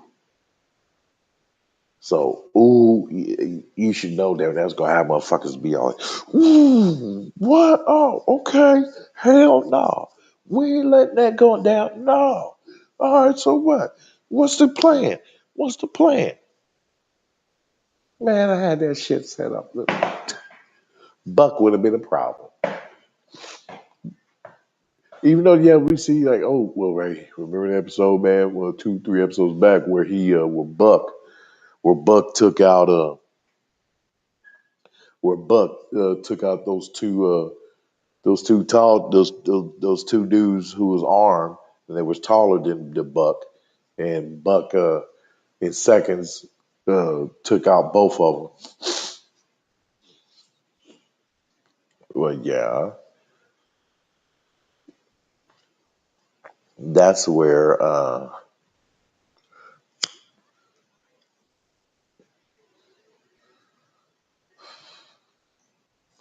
I have a few goons or some shit like that already be uh, posting up, and they'll be creeping up on them on some ninja shit. Like he it's highly possible he won't know they're there. Like they already have scopes on them. I may even have a motherfucker outside the damn building, like from the building across the street type of shit with the scope on. Not playing. What? Like, come on, man. You could try anything would have been better than this, man. Come on. Give me a damn break. And so still, yeah, he's talking shit to Buck while he's on the ground, saying how long, how long will it be till when you're on the floor having a gun pointed at you? So I'm like, oh shit. Well, hey, he lived by that particular sword. He may die by it. Hey, it may come, especially when he's doing wicked shit for a wicked man, because he got some wickedness within himself. So as it is for the typical for those who serve under wicked men. Then we got the next scene where we see, our boy hobbling in the church praying.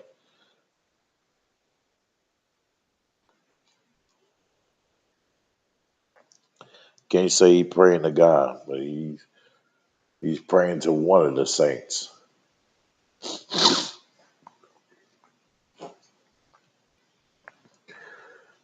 He's praying to one of the saints. So I don't understand that fool. So like, but you want to talk to God, talk to him straight up, amen. Pray to the saints. They pray for you to go to God, and have the saint pray for the saint to go to Mary, and pray that Mary will go to God and intercede on your behalf. No, no. Yeah, I don't want to get to that. But yeah, but he's doing that. I'm like, come on, man, what the hell? Like, what the hell you praying for? You're super scared for? Like, dude, like this is not the first time you've been shot.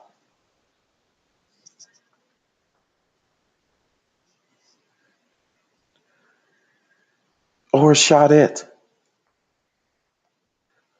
Yeah, we seen our girl, Jessica Jones. She strolling through there in the church to basically to find Matt.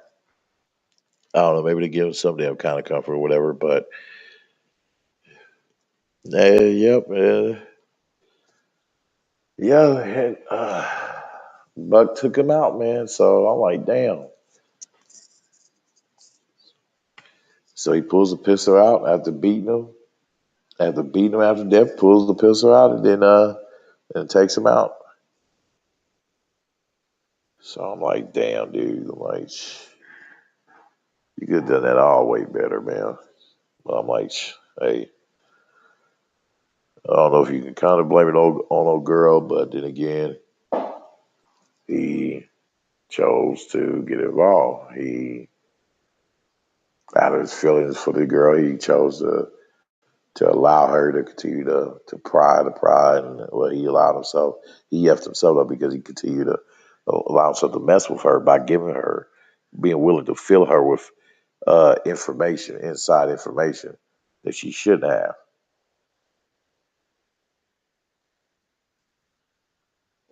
Like, he would have been alive if he was to not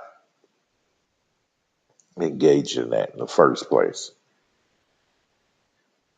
You know, kept themselves as friends, you know what I mean? As their platonic friends, kept that platonic friendship on that level, where it's just, hey, we got a personal thing, whatever, but, the business and my business and your business, what you got going on with your journalism shit, that's all your world. We're not gonna, even though your world is kind of intertwined with mine because you're a journalist who covers people and situations and all that shit, like doing what journalists do. So yeah, and I'm working under a guy who is a high profile guy who's basically the mayor. So yeah, and journalists everywhere around the world is gonna cover all these mayors. So yeah, so that's to be expected and kind of fitting for her to want to come to him, her friend, to get some inside information to help take down a dude who was responsible uh, for deleting her uncle.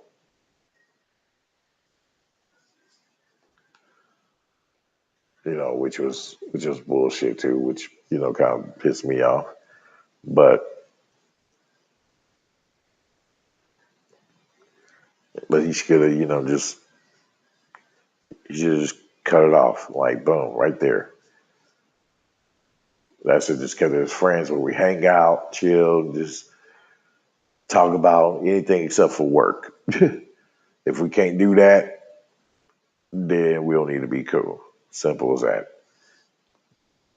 So, but yeah, man, I'm liking these episodes, man. They kept getting better and better this season. Well,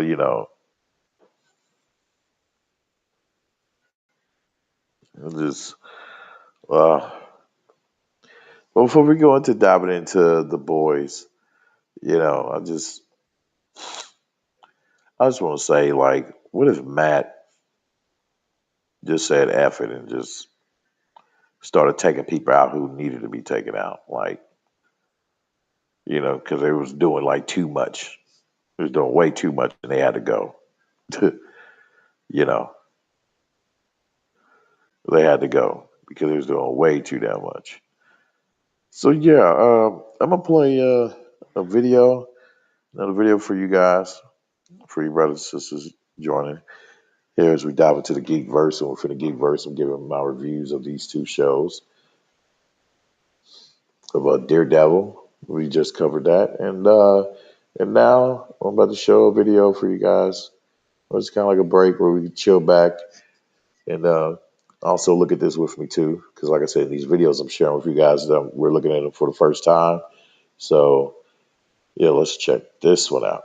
Here we go. Let me remove myself and then share.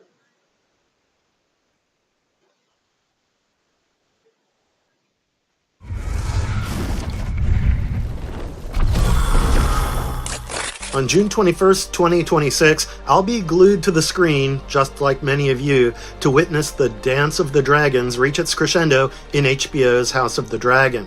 While the TV series has received mixed reception from fans, this third season is building up to be an absolute banger. We have the Triarchy finally on the move, Ormond Hightower marching toward King's Landing, the fallout from the Dragon Seeds, and with them, dragons that have suddenly changed the balance of the war. One of the biggest among them is Vermithor, the Bronze Fury, who was first revealed back in the Season 1 finale when Daemon sang to him in High Valyrian beneath Dragonstone. By the time of the dance, Vermithor is considered the largest living dragon in Westeros after Vhagar, making him one of the most terrifying weapons left in the world.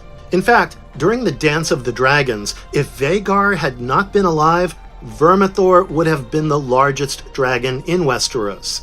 I think by the time the events of the show take place, Vermithor is already almost a century old, making him both cunning and ferocious. With scales that look like they're forged from bronze and flames that threaten to burn all of Westeros to the ground, take flight with me in this video as we explore what this upcoming season of House of the Dragons holds for the creature that is aptly nicknamed the Bronze Fury. I must warn you that this video will contain some massive spoilers from the books for the new season. With that out of the way, let's begin. You are the Queen of Dragons. Why Vermithor changes the war. I think it's pretty clear for anyone who's remotely familiar with the Game of Thrones universe just how important the dragons were to the Targaryens' power. The spin-off show House of the Dragon, which is based on the Targaryen civil war called the Dance of the Dragons, has already treated us to a number of awesome dragons and what they're fully capable of. For me, I knew that I was hooked on the show the moment I saw Daemon Targaryen's dragon, Caraxes. I think you'd have to agree that the people behind the TV series have really hit a home run with how well they've depicted the dragons in this show. I mean, it's half the reason I even watched this spin-off series to begin with. Now, with the third season almost upon us, there's a massive player already in the game, and I mean that quite literally. So far, between the Greens and the Blacks, there are a number of active dragons in the TV show. I believe the Greens have fewer active dragons, while the Blacks have more, but the key difference is that the Greens have the deadliest living dragon in Vhagar. In fact, Vhagar is primarily responsible for bringing down two of the Blacks' dragons, Arrax and Meleys. I don't think it would be a stretch to say that, thanks to her, despite the numerical disadvantage in terms of dragons, the Greens have held a terrifying edge over their rivals for the throne. It's clear that by bringing Vermithor back into the war through Hugh Hammer, Rhaenyra's side has tilted the odds in their favor once again. I'm confident that Vermithor is going to change the war significantly, because, as mentioned earlier, he's the second largest living dragon in Westeros during this era, only behind Vhagar. He's almost 100 years old, and as we know, dragons only get more powerful as they age and grow. With Vermithor on their side, the Blacks suddenly don't only have a numerical advantage, but also another insanely strong dragon besides Caraxes on their side. In my opinion, this lowers the overwhelming threat posed by Vhagar considerably. We know just how important dragons are to an army's might, and the introduction of Vermithor as an active war dragon is going to shift the landscape of this tragic civil war once more. Of this, I'm very certain. To see to what extent it does so, I'm waiting just like you for the new season to drop. Vermithor's history, from Jaehaerys' dragon to Sleeping Giant. I believe that Vermithor is arguably the most important dragon in the history of Westeros, behind Balerion, Vhagar, and Meraxes. He's said to have hatched from an egg placed in the crib of Prince Jaehaerys Targaryen by his sister Rhaena. By the time Jaehaerys was 14, Vermithor is said to have already accepted him as his rider. The dragon plays a critical role in the rise of Jaehaerys as the next Targaryen king after the death of his uncle Maegor, also known as Maegor the Cruel. If my memory serves me right, upon the death of Maegor, Jaehaerys flew to King's Landing to lay a claim to his throne. However, being a minor, he didn't have complete control over his position yet, which allowed his hand, Rhaegar Baratheon, to plot against him by attempting to marry his sister, Alysanne, to Oren Baratheon. Alysanne would, however, learn of Rhaegar's plans, leading to Jaehaerys and her flying off to Dragonstone on Vermithor and Silverwing, where they would stay until the prince came of age. Once Jaehaerys had reached manhood, he would return to finally take his place on the Iron Throne. He would then summon Rhaegar Baratheon to address the wrongs done to him in the past. Jaehaerys, however, turned out to be a pretty level-headed guy, as he pardons Rhaegar as long as he decided to conduct himself honorably thenceforth. Rhaegar, still not convinced about Jaehaerys' mercy, asks the new king whether he would be taking any hostages from Rhaegar to ensure his compliance. What happens next is one of the most badass moments in the entire lore, in my opinion.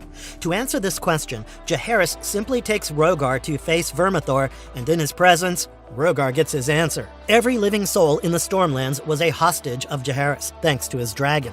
From that point on, Vermithor would continue to play a pivotal role in stabilizing the Seven Kingdoms under Jaehaerys.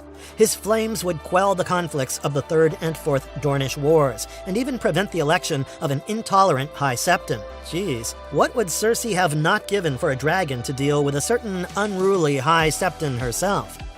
Under his monstrous wings and the wise leadership of Jaehaerys, the Targaryens would thrive. According to the lore, Vermithor would continue to serve Jaehaerys as his steed until the king's death. From that point forward, as far as I know, he would slumber beneath Dragonstone, even as his former master's descendants tore apart the kingdom they built together with infighting. Eventually, the Bronze Fury would be brought back into the story because the Blacks needed more firepower to combat the threat of Vhagar and the Greens.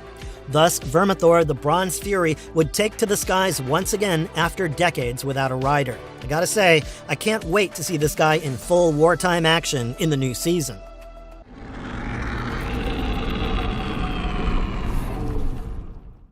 Season 2 already lit the fuse. Hugh Hammer, dragon seeds, and betrayal potential. As I was saying, I couldn't simply wait around to see Vermithor in action for the new season, so I ended up doing a bit of lore diving to learn about his role in the conflict. In the original source material, an event called the Red Sowing takes place, where numerous men and women attempt to bond with a dragon to bolster the ranks of the Blacks. The show's already adapted the core of that event in Season 2, but the real consequences of it are still waiting to explode. Personally, nothing in this world would make me risk being burnt or devoured by a dragon, but you have to understand what it meant for these people if they managed to succeed. Dragons equate to power. These creatures are literally like nukes, and possessing one immediately elevates the individual from an ordinary human to someone who's not to be messed around with. Up until that point, the Targaryens had held a monopoly on being dragon riders, but now, out of desperation, they were reaching out to others to take a spot in the skies on one of their precious flying weapons. For the ambitious and the daring, there would not be a better opportunity than this to rise up, quite literally, among the ranks. There was also the matter to consider that once bonded, the dragon would be loyal to its rider, not the faction that gave the dragon to the rider. Do keep this in mind, as it will be a critical point later in this video. Among these scores of individuals who wished to test fate were people with some sort of Targaryen or Old Valyrian blood in them, who were considered to have a better chance at taming the dragons thanks to their lineage. These people were called dragon seeds. Many would-be riders were either killed or maimed during this process. In the book version, Vermithor himself would claim the life of Lord Gorman Massey, the head of a lesser house that supported the Blacks as he attempted to mount the dragon. In the end, a blacksmith's bastard called Hugh, who would later adopt the moniker Hugh the Hammer, manages to gain Vermithor's consent. This would have massive ramifications on not just the Dance of the Dragons, but also the time that followed after it.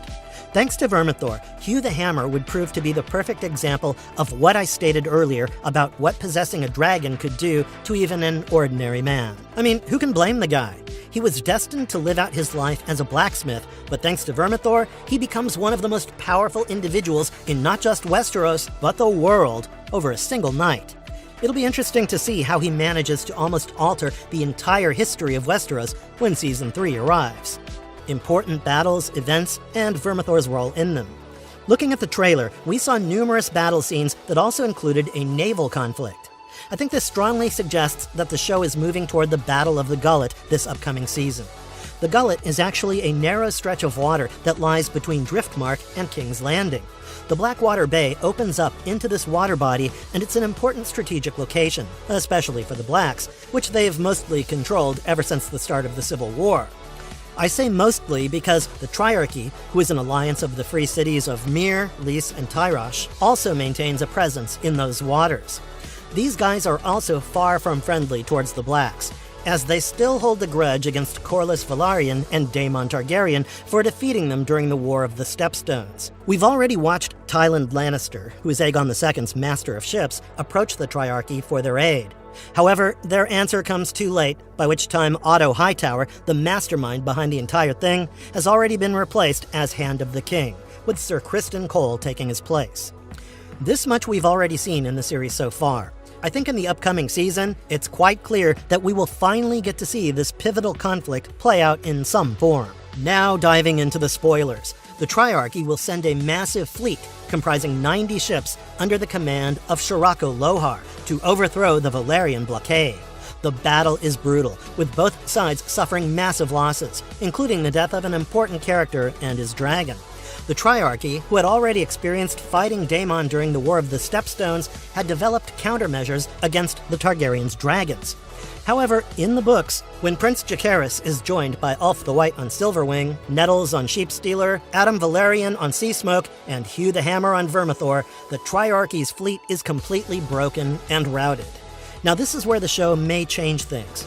Nettles has not been introduced in the show so far, and the series appears to be redirecting some of the Sheepstealer material toward Rhaena. Therefore, I'm guessing it will be the other Dragonseed riders who assist Jacaerys in the battle. It is the first real major battle that Vermithor sees after his long period without a rider, and I'm sure the TV show is going to make it a proper spectacle to witness. The next major book event that the show may be building toward is the First Battle of Tumbleton. In order to defeat the army of the Greens, led by Ormond Hightower, marching toward King's Landing, the Blacks dispatch Vermithor and Silverwing along with their riders. The Greens have their own dragon in tow, which is one of my favorite dragons in the entire series, Tessarion the Blue Queen, being ridden by Daeron Targaryen, Aegon II's brother. This battle is important because it's here, in the book version, that both Hugh and Ulf betray the Blacks and join the Greens along with their dragons, Vermithor and Silverwing. This is a huge blow to the Blacks, because Silverwing aside, Vermithor, as I've repeatedly mentioned, is the second largest living dragon in Westeros during the dance. In the book, Hugh and Ulf's betrayal reads like a brutal warning about what happens when desperate rulers hand dragons to ambitious men. Furthermore, the Blacks, who are already strained in terms of their resources, were not able to fully reward the two like they desired. This led to them feeling more and more used, and less appreciated as time went on. I'm sure the upcoming season will explore all these things in more detail, though the show may complicate Hugh, especially because it's already given him a more sympathetic backstory. Remember earlier when I told you to remember the fact that the dragons were loyal to their rider and not to the faction that introduced them to these individuals? It was precisely for this reason. As you can see, despite Vermithor and Silverwing being Targaryen dragons that had never been bonded to these two thanks to the Blacks, they did not hesitate to turn their fangs and flame toward Rhaenyra's group when instructed to do so by their new riders. Most people would put Vermithor as second in not just size, but also strength to Vhagar. But for me personally, Caraxes is as strong as the Bronze Fury in terms of battle danger, even if Vermithor is clearly the larger dragon. The point I'm trying to make here with this comparison is that now both the Greens and the Blacks had to worry about two rogue dragons, one of whom was Vermithor, whose power needs no further explaining. Although I said Hugh the Hammer and Ulf would betray the Blacks during the First Battle of Tumbleton, they would not completely join the Greens either. In fact, in the books, Hugh the Hammer even goes on to lay a claim to the Iron Throne itself. A mere blacksmith's bastard would never have dared to do so were it not for Vermithor, which alone should tell you about this dragon's power and stature. The tragedy, from the old king's peace to dragon-burned Westeros. I don't think anyone who's read or watched Game of Thrones is under any illusion that dragons are anything other than literal flying superweapons. Thanks to their wings, whoever controls the dragons also controls the skies, and that's a massive tactical advantage on so many fronts. House of the Dragon is a great series because it really does a good job showing how the Targaryen household rose to power on the backs of these mighty beasts, and delivers the irony of it being torn down thanks to them once again. I think I've already explained how Vermithor was a mighty dragon who played a crucial role in stabilizing the Targaryen hold on Westeros after the tumultuous era that followed the death of Aegon the Conqueror.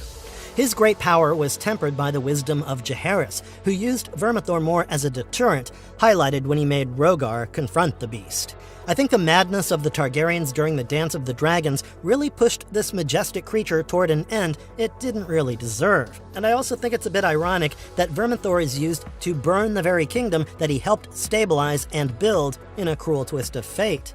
Imagine being ridden by someone like Jaehaerys, only to later be claimed by a no-name, power-hungry upstart like Hugh. I almost feel like starting a Twitter, or X if you want to call it that, trend. Hashtag Vermithor deserved better. I guess we have to live with the consequences of our choices, even if it's a dragon as powerful as Vermithor. In the end, he chose his own rider, and that choice led him down this destructive path, and finally to his pathetic demise, unbefitting of his legacy. I think you get why Vermithor being fully unleashed is being anticipated by fans to such a great extent. In another world without Vhagar, this deadly dragon would have been the king of the skies. However, despite his overwhelming power, a dragon is only ever as dangerous as the rider who commands him. Under Jaehaerys, Vermithor served a higher purpose. Under Hugh, he becomes something far more unstable, a weapon that can change sides, change history, and maybe even convince a blacksmith's bastard that he deserves a crown. June 21st, 2026 can't come any faster for me, but I'll be here every step of the way to keep you company until House of the Dragon Season 3 finally gets released. Tell me your favorite dragon from the Game of Thrones universe in the comments below. For now, though, it's time for me to say goodbye. Hope to see you soon in the next one. Until then, stay safe and stay marvelous.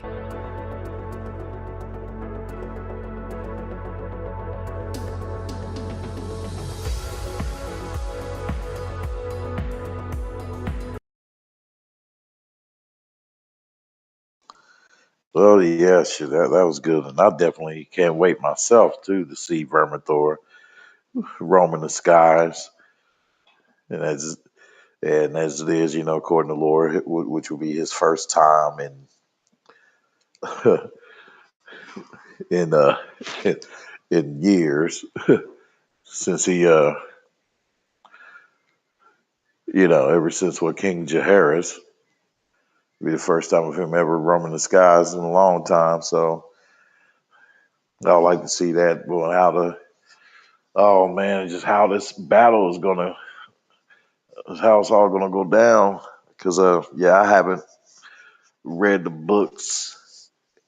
I've just been go by off the show, and yeah, man, dude, that's gonna be intriguing. Like, um,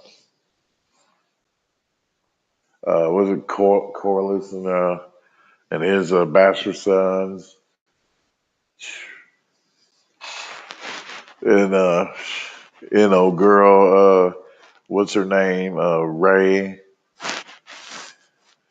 I want to see her then what she's gonna do with her dragon that she was so desperately, trying to obtain. So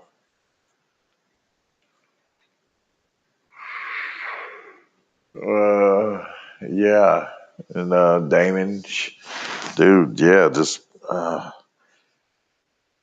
I'm so curious, dude. Like, yeah, I can't wait. He's right. I can't wait either. I'm one of the fans that just at the edge of my seat, can't wait. So it should be. Damn, it should have already been out, man. Like, damn, I forgot the date for it. So the exact date, but it should be coming out soon. The new season of House of the Dragon.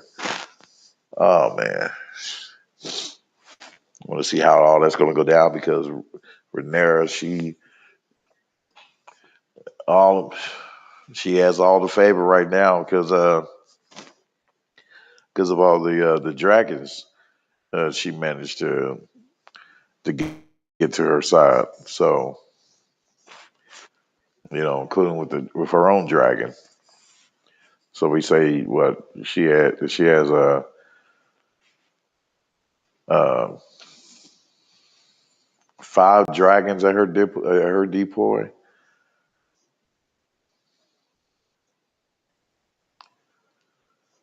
5 or 6.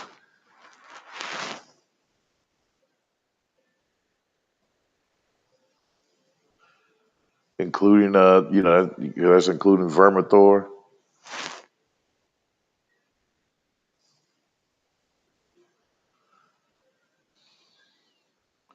And I want to know too, like what happened to Vermithor. Like, I'm kind of curious about that, so I may dive into the lore of that to see what was the fate of Vermithor.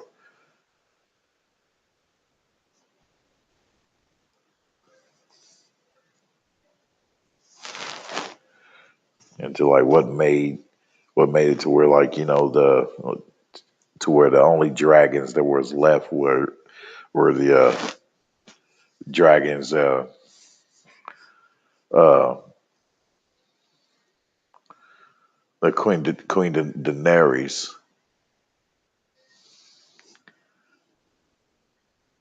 the dragons that Queen Daenerys had, at the time. So those dragons, I was trying not to butcher her name, the Queen Daenerys. Yeah. So like what took place? How did the Targaryens like destroy their household? So yeah, this I know this story is gonna dive into all that, but I'm like, damn man, I just want y'all to get to it. So I don't think they're gonna be able to cover it all into this next season. So it may take them like, I don't know, they may stretch it out to like 2 or 3 seasons more, before it gets to before it will show us to okay the sequel point of where where it turns into the original series Game of Thrones, where where it goes into the House Stark and all that. So yeah, but let's dive into the boys. Yeah, and after this, I'll show some videos and then we can head out. But yeah, man, I want to dive into this, man, to the boys. Yeah, man, we gotta talk about this last episode, man. This is something else, Chief. This was something else. Let me see. Let me. Oh,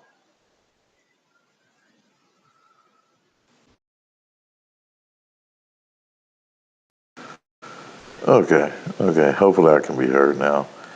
Yeah.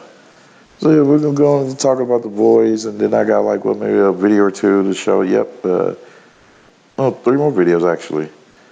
Yay! For you guys to kick it back with me some more, so we can dive into more of the geekverse, man, of what's going on out there, because this is a great time to be alive. Praise God. So see all kind of like different shows and movies and all this different artwork and all this content that's coming out, man. So it's kind of wild and amazing. So yeah, trying to wait for it to come up too, man. It's taking a long time for it to highlight. I don't know what's going on with that, but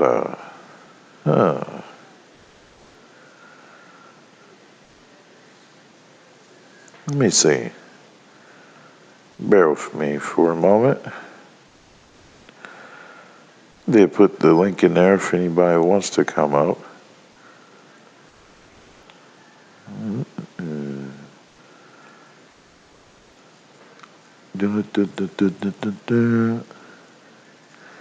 Okay, let me try again, or I may have to go in and come back out.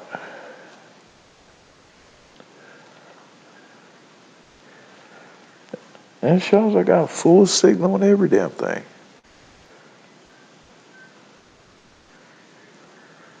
Looking like, what the hell is wrong here?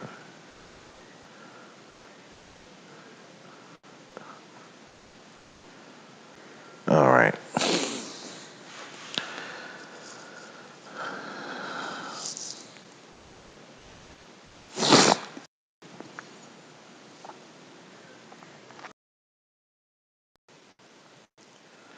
All right, we're going to try this again.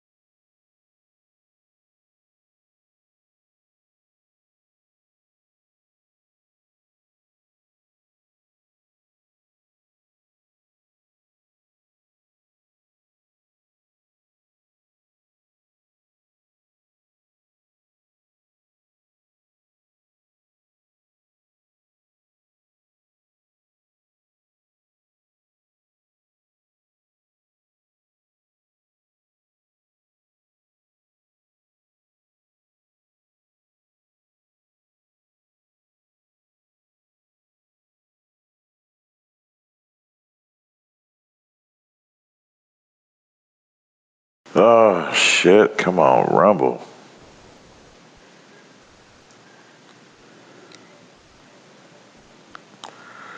There we go. As always, let me go out again. Motherfucker, and see if it's popping up again. Yes, now my shit's popping up.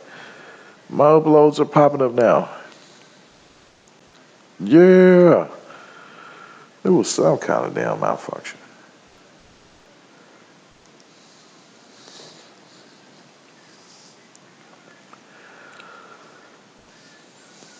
Come on. Let me see.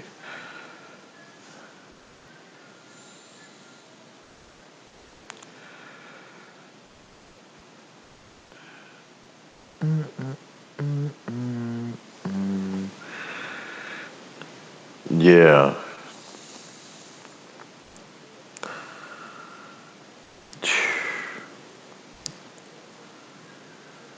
This shit was kind of messed up, man. But I didn't expect to see this here. This whole episode where they just decided to throw in some celebrities, some comedians. Like Seth Rogen was in there.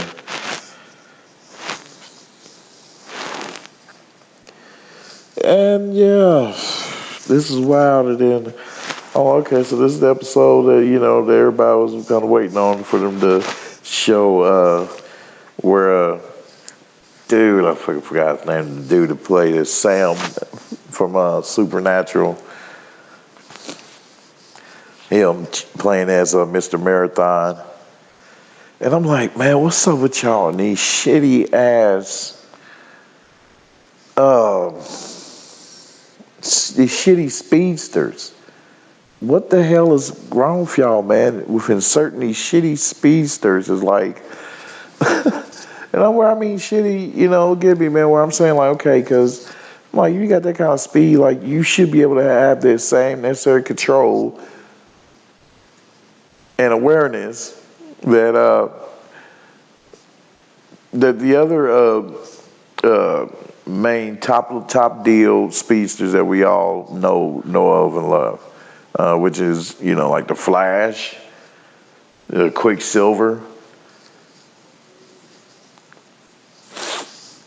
hell, Reverse Flash, and yeah, and all the rest of them. That, come on, man, and all the rest of them that we've seen, like you motherfuckers had to. This dude really had to show his hatred for the whole idea of superheroes, huh? To that degree. Where he just said, hey, let's just, add some speedsters in there. Yeah. With none of the other, special capabilities. Let's just add that in there. And that they can, and that they can't control their speed and shit, and that they, I'm like, come on, man. Because Soldier Boy was taking his friends' bodies, and just tossing them right in front of Mr. Marathon for him to run into.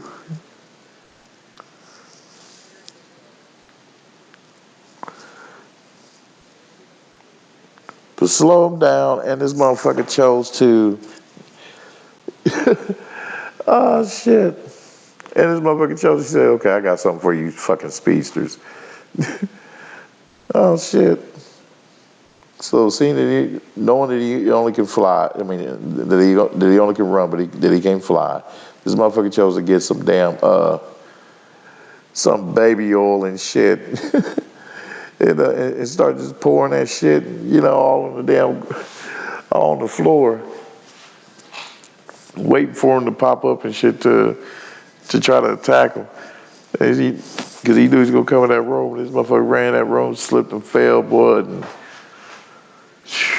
effed himself up to where, and then Soldier Boy ended up breaking his leg and shit, and then that's when Homelander came back in the room and and smashed his head. I'm like, damn, man. I'm like, y'all to take. Y'all made it clear to us always like, oh no, none of you supernatural fans. Nah, yeah. You see, you gotta. You see, you like here, they're there, but we're gonna take them back out anyway. Yeah, so f you, supernatural fans. Yeah, we're gonna take them right back out in the same episode. I'm like, damn. I'm like, no, they took out Castiel, damn it. I'm like, damn. Because he was dude, damn it, that had the ability to, that really took out Homelander for what? For I don't know how many minutes. Minutes that were careful planning, damn it. You could have took this dude out.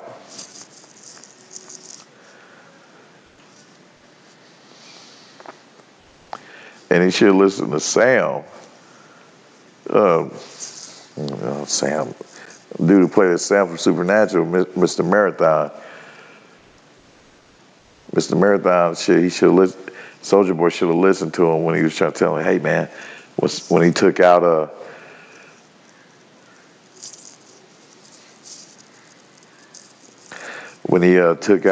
Homelander with his gas breath, After that, he was on the damn ground and shit. And I'm like, what a wonderful sight. About damn time that somebody knocked your ass out. You got knocked the fuck out, Homelander. Shit. I was like, yes, sir. So I'm like, damn it. He should have listened to him, man. He should have tell him, hey, this is our, when Mr. Marathon should tell Soldier Boy, hey, this is our time, man. Take him out. And Soldier Boy was like, oh, this is my, he's my, whatever the hell. Basically revealing that that's his son. So, which they didn't know at all. Mr. Marathon and them, they didn't know. And then they pissed off Homelander. This group pissed off Homelander. I'm like, damn. I'm like, they should just remain there, just kept quiet.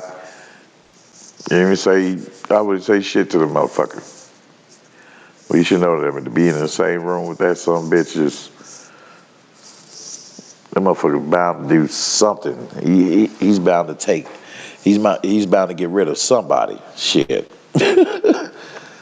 Oh shit. They were so damn nervous, like, where they feel like they had to talk to him and shit. That motherfucker wasn't trying to engage with them. Homelander was minding his own damn business, shit. He was only there damn to go see Mr. Marathon and shit, him and Soldier Boy, so they could find that V1 virus, thinking that he knew something.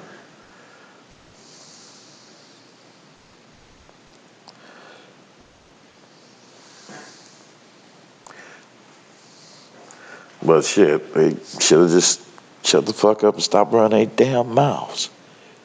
But Soldier Boy decided to fucking, he's like, that's my son. Bye.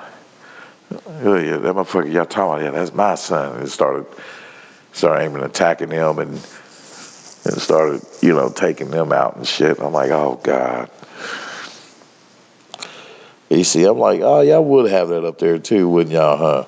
For us supernatural fans. For him to take out this dude, I forgot what the fuck his name is. I thought it was something Miss, whatever the hell his name is.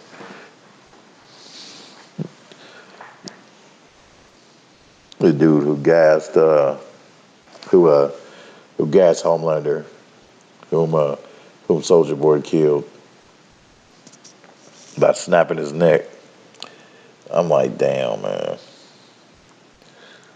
Y'all just basically said, okay, we're gonna put you in this show, in this series that's there's a really big series right now going on. So yeah, we're gonna put you in here. You know, you down around will say it's a slick cameo. Shit. Not really, but you know, of just of them being who they are, you know, as the actors, because they knew that people would make those connections and shit. Be like, oh, it's the Supernatural cast, motherfucker. 3 motherfuckers from the Supernatural cast. Okay. But yeah, you know, so I'm like, damn. And then Seth too, he had to be taken out. I'm like, shit.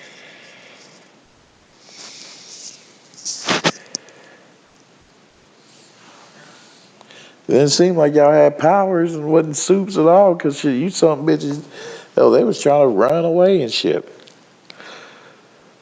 I'm like, oh hell no. I'm like, why you had to do Seth Rogen like that though, man? I'm like, shit. And how they took him out, that was wild.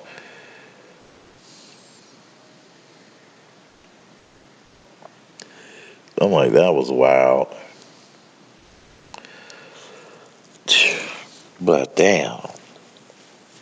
I mean, y'all can only think of the thoughts, you know, y'all can only think of all the ways, man, and you know how to take out Homelander when he's like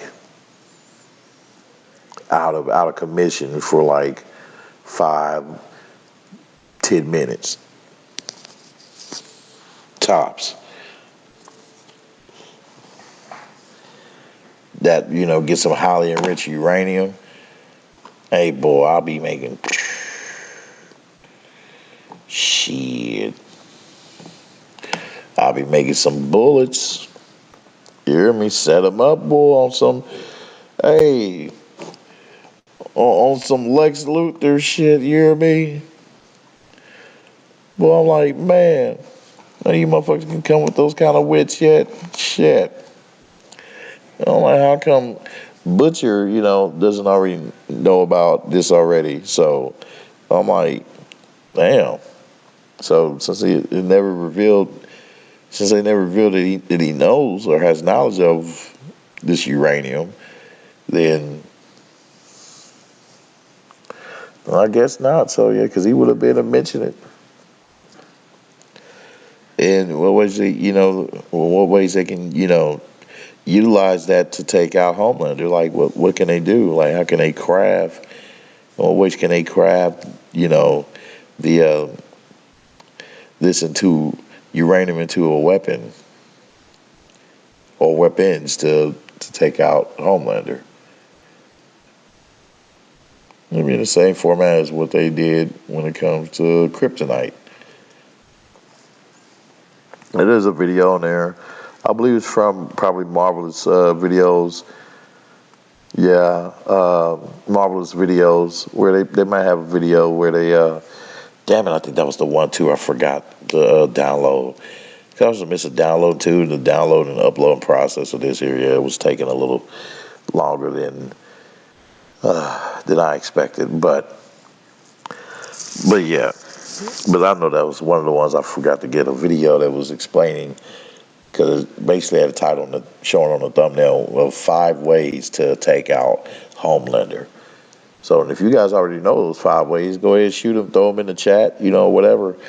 But yeah, man. So and then old girl getting taken out too, which I'm not gonna get the picture of that as well, where Homelander takes a fire, you know, he breaks off the map, man. He takes her head, you know, and plunges onto that eagle wing, and I'm like, major pun intended, and yeah.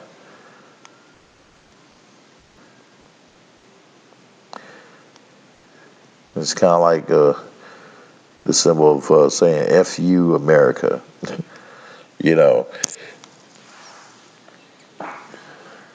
I was like, damn.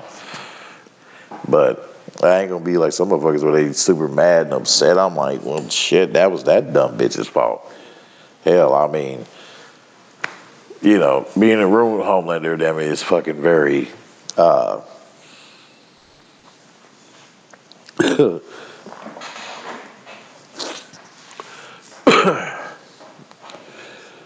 It's basically you're in a position where it's a thing where you have to exercise caution. Like, yeah, it's you know you there's a level degree of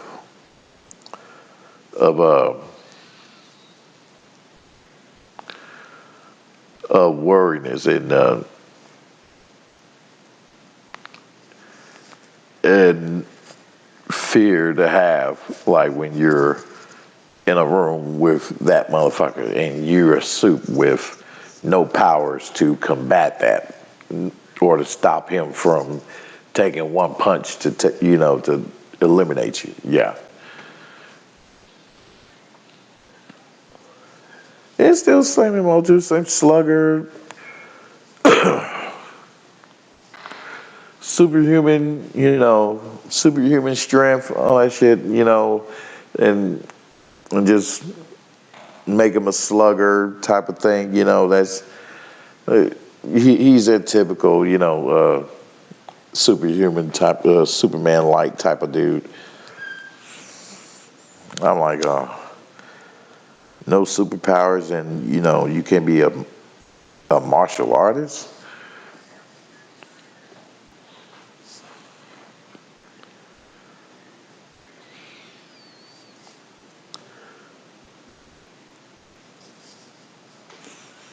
I mean, I don't know about y'all, but it would be cool to see Superman or Superman-like motherfucker to throw in some martial arts. You know what I mean? Like, damn, like some kind of CQC. Some kind of MMA. Like, damn, not just this bar cowboy kind of fight. Like if cowboys had superpowers type of shit. Like, come on, man. But also too, what kind of bothered me in this episode was the damn dog. Terror.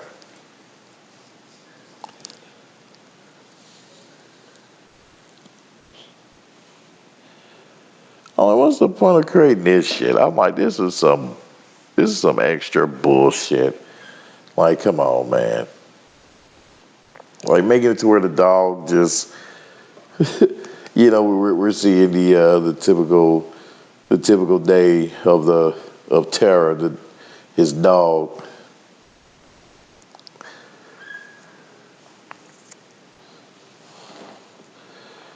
This damn bulldog, which was running around seeing what everybody's doing, but at the same time, looking for his Homelander doll. And they basically, made it to where his dog is dreaming about screwing Homelander in the ass. So he has this Homelander doll he uses to screw while he fantasizes about Homelander. So basically, you fuckers gave us a damn gay ass dog. Like, Butcher, why the fuck you have a gay dog? Like, come on, man. Oh, shit. Let's see, damn him. And Butcher basically, he gave him the dog. And I guess Butcher's on that white boy insulting shit where he's like, yeah, that's right, Terror. Yeah, fuck Homelander. Fuck you in the ass, pause. Fuck you in the ass, mate. Pause. Fuck him. Look at that Homelander here. You getting fucked by a dog. What kind of weird? I'm like you basically say you hate this man so much to where you like to see a little image of him in the form of a doll getting screwed by your British bulldog. Oh shit, that's crazy as hell. Oh man, I was like, yeah, I'm done, man. I'm done, but that, yeah. I was like, I can't. I can't, but I don't know, like, was it planned for them to throw like all those like celebrities in there in this episode? Well, even though it was just for this episode, they clearly, made it seem, to say, hey, that they're here just to get make a quick little payday, boom, with their likeness and their image and, with their little acting, boom, there they go. Well, I don't know how much it made, was it? $100,000, shit, for just being in that episode, who knows? But, because they took them out quick. The dude who plays Cass, whose name I forgot. Dude who plays Sam, whose name I also forgot. And with Jensen Ackles is a dude who played as a soldier boy.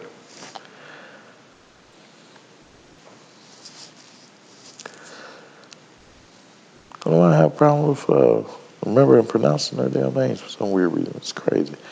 But yeah, so I got some these videos I want to get into, share with you guys.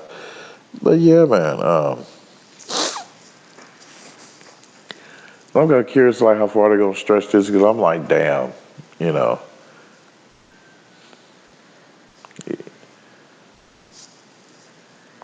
Cause I'm like, oh, girl's stupid. I'm like, well, that's little girl that got took it out firecracker. Cause I'm like, hey, that's what you get, girl, for hey, for playing with the damn devil. Shit, that's what you get. I mean, for hey, especially too for renouncing God.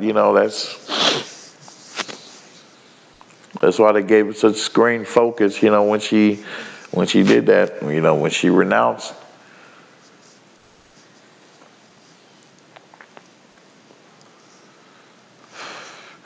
I will not renounce the Lord, my Lord Jesus Christ. Amen. For no movie, none of that shit. You could slick say that's like their a ritual right there within the damn movie, within the show. To say these lines, and if you want to get paid, even though it's for the show, but you're actually in real life doing it to make this pledge. By saying he's not God, but Homelander is God. I was like, man, I rebuke that bullshit. I'm like, what is this bullshit going on, man? Like, I'm gonna stop this shit, this blasphemous bullshit. Oh, man. So I'm like, clear, okay, so the writer and directors clearly hate God, every notion of it.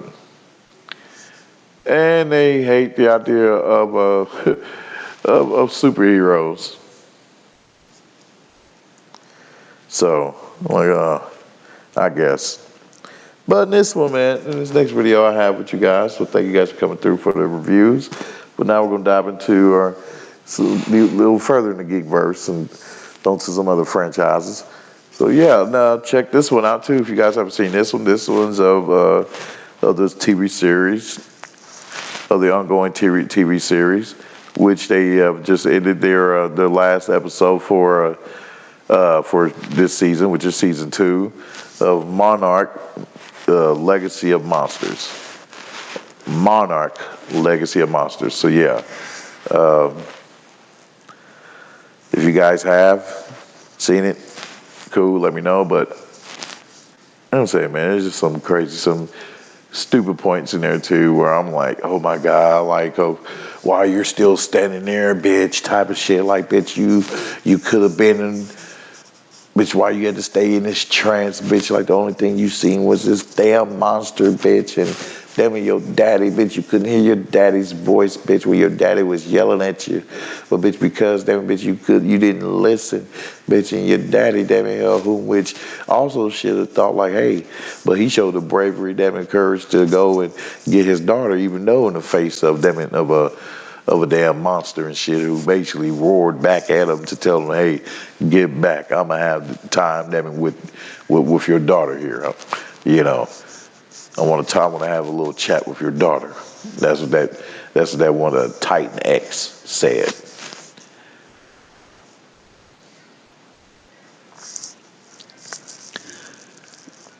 Kate, that's right, Kate. Her dad, Hiroshi, which they was looking for in the beginning, but found him when they found out this motherfucker basically had a whole nother family, damn it. Shit. You know. In a whole nother country. When they found them together as brother and sister, along with Shaw, they found him. This motherfucker, he's like, damn it, he didn't want to be found until he completed his mission. He was trying to, lure, to find and to lure away, to lure Godzilla away, because Godzilla was like there in that zone, so like basically buried underneath a whole bunch of rocks and shit. And that was just so epic the way he arose too. I was like, yeah, that's pretty badass right there, son. I was like, yeah, I like that. I was like, yeah, I likes every bit of that. He woke up and was like, why the fuck can y'all humans keep fucking with me? I came all the way out here, away from the city and all that shit, but here y'all come, making y'all damn noises and all that shit. Damn, now I have to go find somewhere else. Shit.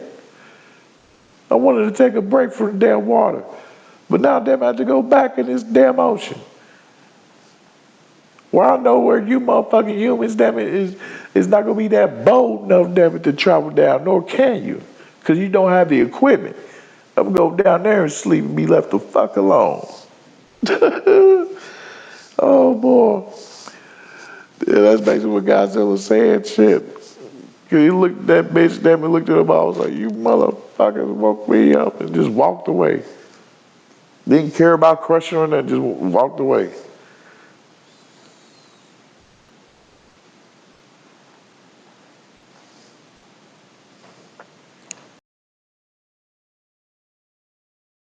So it's cool that the monsters to, King Kong and Godzilla have awareness to a degree of the humans, that are around them while they're fighting.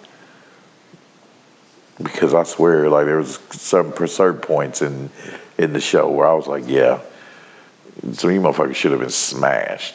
And I'm like, why the fuck are you that close to the Titan, bitch? Why? So I'm having moments like that or whatnot. But yeah. But and they had some, another actress in there too, a Latina actress, which I think I kind of find kind of cute, especially when she's taking her roles a little seriously, and especially in this, her role in this, I kind of found her like really attractive in this. But yeah. So, but let's check this video out.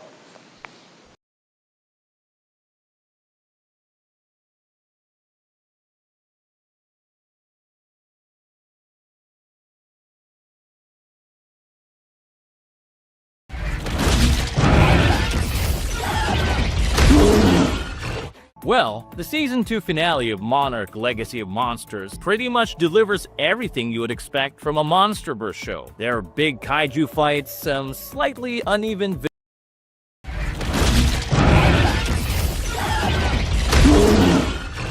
Well, the Season 2 finale of Monarch Legacy of Monsters pretty much delivers everything you would expect from a MonsterVerse show. There are big kaiju fights, some slightly uneven visual effects, and the familiar theme that Titans aren't really monsters, but just massive, unpredictable creatures. And of course, it ends with a clear setup for Season 3. But what really works here is the character side of things. Episode 10 was not just about the spectacle, it also had some of the show's most emotionally grounded moments so far. However, I should warn you, there are many big surprises to unravel, as most of the major reveals were already laid out in the previous episode, especially the importance of the Skull Island rift and the outline of Isabel's plan. This finale is more about bringing all those threads together, and for the most part, it does that really well. Even if this season still left us with a few unanswered questions that feels intentional to the plot that Monarch is saving up for in Season 3. Having said that, let's discuss what happens with the Randas and Titan X in the Season 2 finale of Monarch Legacy of Monsters.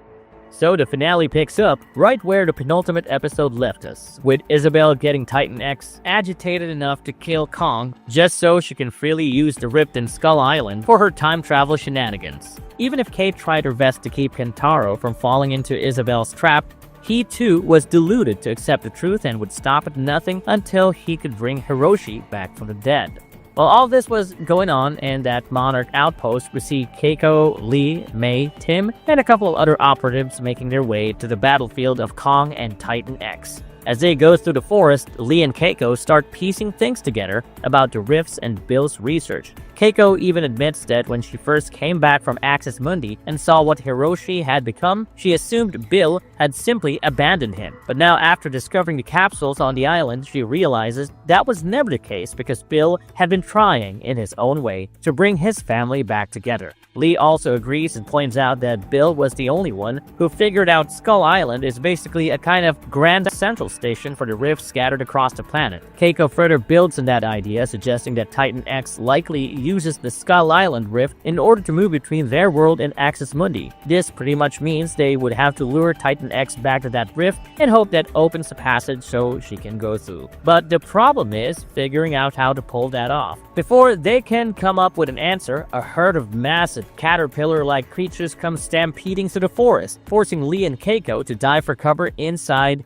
an old, decaying helicopter. One that looks exactly like what the Monarch crew used during the 1970s mission. Once the creature passes, it becomes clear why they were running because turns out Kong is nearby. As they regroup, Lee and Keiko spot Isabel's helicopter overhead, blasting the screeches of skull crawlers to draw Kong's attention, who appears to be heading toward the outpost. That gives them a lead because if they follow the chopper or track down the last known signal from the device attached to Titan X's body, they should be able to find their Titan. That way, Lee and Keiko could easily free Titan X, send it into the rift, and in turn avoid any direct confrontation with Kong. Meanwhile, as Mei, Tim, and the Monarch team make their way toward the outpost, one of the operatives asks why Monarch abandoned it in the first place. Tim casually explains that there was some kind of incident back in the 90s, and apparently the use of sunscreen kept attracting skull crawlers, which led to repeated attacks on the base. He really doesn't go into detail though, and quickly moves on, which felt pretty hilarious to me. Not long after, they run into a few of Isabel's employees and manage to hijack her jeep in order to speed things up. On the other hand, Lee and Keiko continue to catch up on everything they missed. Keiko talks about Kate's strange new abilities, while Lee shares his surreal encounter with his younger self and how he had to stop that version of himself from rescuing Keiko too early. Now, Keiko is visibly upset by that story because, from her perspective, if Lee had made a different choice, she might have had more time with Hiroshi, and just maybe things would have turned out differently for him. She feels like Lee took that chance away from her by deciding how her story should unfold. However, Lee pushes back, asking what she would have done in his place, but Keiko did not have an answer because deep down, she knew the situation wasn't that simple. As no one understood the full consequences of messing with time, changing something that big could have made things worse. As painful as it was, she also realized Lee acted with the best intentions in mind and with very limited knowledge. I think Keiko was always destined to come back, and that is why her return never created any further anomalies. Her frustration is still valid though, and given that she is grieving, that kind of loss doesn't come with easy logic. Anyway, their argument doesn't last long because they soon run into Tim, Mei, and the rest of the Monarch team. While Keiko joins them to head toward the outpost, Lee splits off on his own to hijack a helicopter, use the speakers to play the recording of Kate communicating with Titan X, and use that to guide her back to the rift. Meanwhile, we jump back to Kentaro, who is seen informing Isabel's goons that he has located Kate in a containment cell. He then keeps pushing his idea that time travel could be used to save Hiroshi, but Kate tries to snap him out of it, warning that Isabel is just manipulating him and only cares about using Axis Mundi for her own profit. But Kentaro is too far invested to listen at this point, so he ignores her and lets the operatives take her away to another holding cell. On the other hand, we have Cutler updating Isabel about the implants inside Titan X finally beginning to work. In response, Isabel warns him not to repeat Brenda's mistake by overloading the Titan with too many neural pulses, which could cause the system to fail. Soon after, Cutler reports that Titan X is starting to behave unpredictably by resisting the implant's control. Isabel, however, doesn't seem to be too worried because a reaction of this kind is apparently normal. Kentaro also tries to warn Isabel that Titan X is probably not just fighting to get back the egg they have stolen from her, and it is probably why the Titan refused to stay under control no matter how advanced their tech is. He even starts questioning Isabel's motives and tries to get her to stop pushing the creature into a fight with Kong. But before that conversation can go anywhere, they get an alert about Kong, who is already on his way. At that point, there is no backing out because the clash is inevitable. During this kerfuffle, Kate manages to escape her cell and unexpectedly comes face to face with Titan X. Moments later, we see Kong also arriving, and just like that, the two Titans immediately start fighting. With chaos breaking out around her, Kate has no other option but to run toward the nearest gate at the outpost. Luckily, Tim, Keiko, Mei, and the Monarch team spot her, allowing Keiko to quickly grab a jeep to go get her. While she manages to reach Kate, the vehicle is crushed in the middle of the Titan fight, forcing them to run to the nearest base. Meanwhile, Isabel doubles down in her plan as she orders Cutler to push the neural implants into overdrive, hoping to enrage Titan X enough to kill Kong for good. We then see Tim, Mei, and the Monarch team break into the base, which immediately puts Isabel on edge. She now wants to cut her losses and evacuate, hoping to avoid any fallout landing on Apex. But Kentaro refuses to abandon the operation because for him, Skull Island is too valuable as the rifts here are key to their time travel ambitions, and finding another location like this would be nearly impossible. Desperate to make the island safe for them to work, Kentaro pushes Titan X's neural implants past the limits, hoping it will force the Titan to kill Kong once and for all. After that, he and Isabel just go into hiding just as Tim and Mei take over the control room. After Mei checks the system, she realizes there is no way to undo what has been done, as Kai Vilu's artificial induced rage cannot be reversed. With that option off the table, they focus on opening the containment doors so Keiko and Kate don't get caught in the middle of the Titan fight. But opening those doors has an unintended consequence as it reveals the location of Titan X's egg, and the moment the Titan senses it, everything changes as she breaks free from the implant's control, pushes past the interference, and rushes to reunite with her baby. Then comes a surprisingly tender moment as Kai Vilu shows her egg to Kong, and just like that, he immediately seems to understand what has been happening to her. Instead of continuing the fight, Kong simply backs off by climbing up a mountain and gives her space to pass, thus ending the conflict in a way that feels unexpectedly emotional and honestly kind of adorable, given how Kong was orphaned at a very young age. I think he understood how he was being manipulated into harming Titan X, which is why this ended up being such an emotional moment. As we see the main cast observing this beautiful moment, they also realize the Titan X is sort of heading into the wrong direction. Turns out the neural implants have left her brain all scrambled, and now she cannot seem to figure out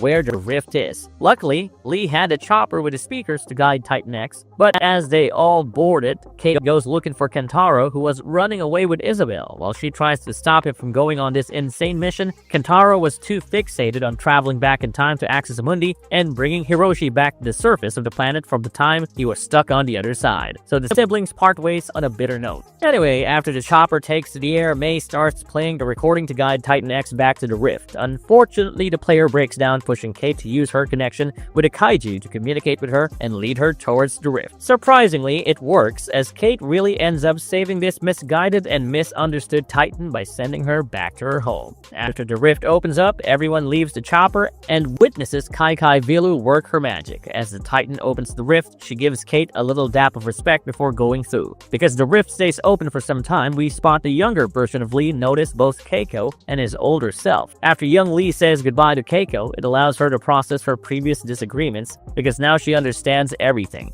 This was such a cool payoff, as young Lee salutes his older self, thus closing his chapter, so old Lee can finally move on. And that, folks, brings us to the ending moments of Monarch Legacy of Monsters Season 2, which of course sets up the next season by shifting the timeline forward by 2 weeks. Firstly, we see Director Reddick Barris take Keiko and Kate to a basement in the Monarch HQ, where he reveals that Tim and May were setting up an office that is going to be Monarch 2.0. Apparently, it will be a very small yet clandestine version of the organization that gets back to the intentions of its original founders. He also asks Keiko to keep her return a secret because giant monsters are already too much for the world to deal with. They would lose their minds if they hear about Axis Mundi's resurrection concept. We then see Keiko and Kate talk about how Kentaro aims to bring Hiroshi back, and that is why their first assignment is to track down Kentaro and Isabel before they can cause any further damage. Meanwhile, Lee is also following those two, but separately. We see him meeting up a man named A. Wood, who explains how he thinks he has the key to unlocking Axis Mundi.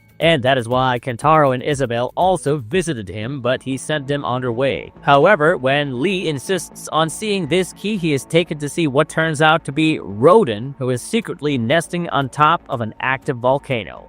What can we expect from Monarch Legacy of Monsters Season 3? Well, if I have to start wondering about Season 3, my first question would be why on earth were Isabel and Kentaro looking for Rodan, and what does Lee want with Daikaiji? More importantly, if Rodan was last seen in Mexico during the events of Godzilla, King of Monsters, what on earth is he doing in Thailand? Now, of course, we know that Isabel and Kentaro are looking for Rodan as they want the Titan to open up a rift for them, but why Lee? I think he just wants to stop them at any cost and make sure there are no anomalies being formed due to alterations happening during time traveling via Axis Mundi. Given that Rodan is the only Titan we see on the surface, following him would eventually lead them to Axis Mundi, and Lee has to stop anyone trying to tinker with time. However, he has lost his Titan calling phone, so in order to go to Axis Mundi, he would have no other means than tailgating a Titan. From what it seems like so far, Season 3 is about to be a Rodan-focused storyline. While I do not know if this Daikaiju is going to appear in Godzilla x Kong Supernova, I'm sure people will love to see how Rodan reached Mexico in the first place. Moreover, with all the Skull Island callbacks this season, it really feels like the perfect time to bring back characters like James Conrad, Mason Weaver, San Lin, and Houston Brooks, especially because it was already hinted that they were involved in many Titan-related missions, so there's clearly more story to be explored there. If Season 3 sticks with its mix of present-day events and flashbacks, it could introduce older versions of these characters in the current timeline, who could be tied to the powers that be as mentioned by Reddick, while using flashbacks to show how they helped shape Monarch into what it is today. Sure, actors like Tom Hiddleston, Brie Larson, Jing Tian, and Corey Hawkins all have packed schedules, but it is easy to imagine them coming back for another round in the Monsterverse, especially if it means crossing paths with Skullcrawlers, Kong, Godzilla, or even Rodan again. That's just my 2 cents. What are your theories about Monarch Legacy of Monsters Season 3? Let us know your thoughts in the comment box down below.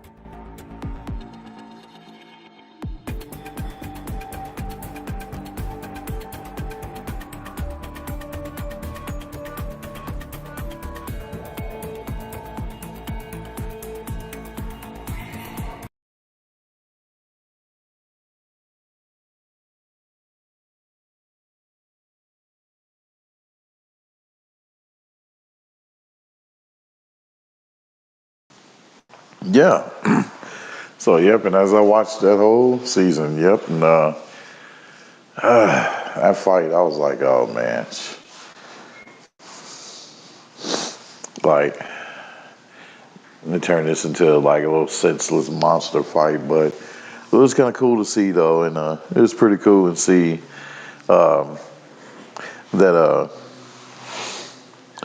Titan X that she showed Kong, you know, hey man, you know, I just came here, you know, for my baby, you know, for my baby. That's all I was looking for. And Kong was like, oh, okay, I see what's going on now. Oh, okay, so you get you can go home now. And he got up on that thing, you know, to give her some room to pass.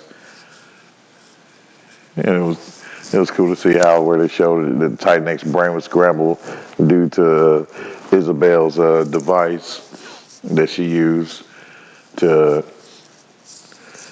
control the the Titan X's, rage levels. So yeah, so that sensor, that little beacon thing was destroyed because of her because of Titan X using her willpower to overcome the cause and effects of the device. So therefore, boom. So she's free, but her brain was scrambled, and it was cool to see how they, how Kate and them and Shaw figured out to use the chopper, Isabel's chopper, to which had the speakers of the crawlers, of those crawlers, their voices. It was cool to see that, them blasting that out through the speakers, and then causing Titan X to follow it, so they could lure her to the rift, which again, in turn shows to them, proves to Keiko and Shaw that Billy's theory was right, of that being the point of the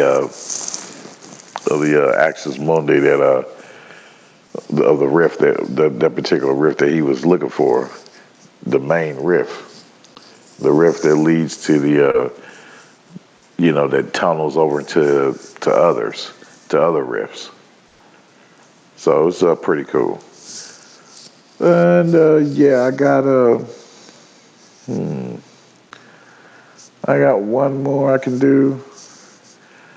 I was gonna share the other one, but one more video. But that was pretty cool. So I can't wait for the third season too, man, because I'm like, damn.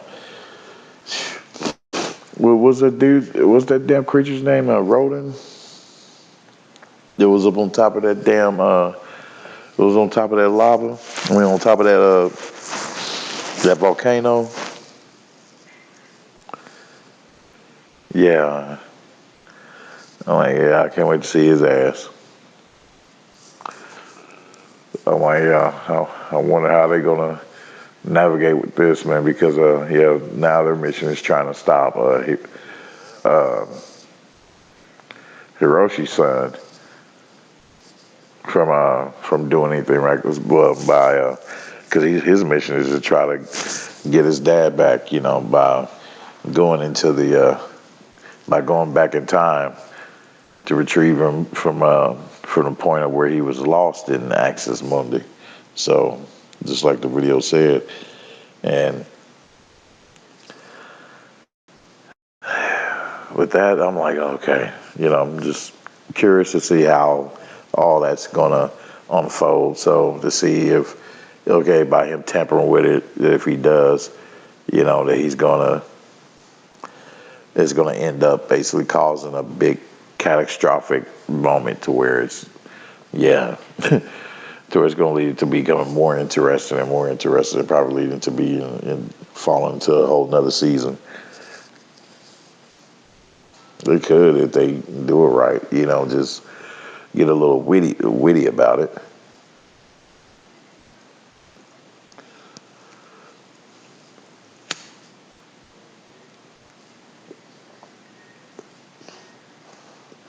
I know the ratings, I know the view ratings and shit, damn hell, should be up for this shit. So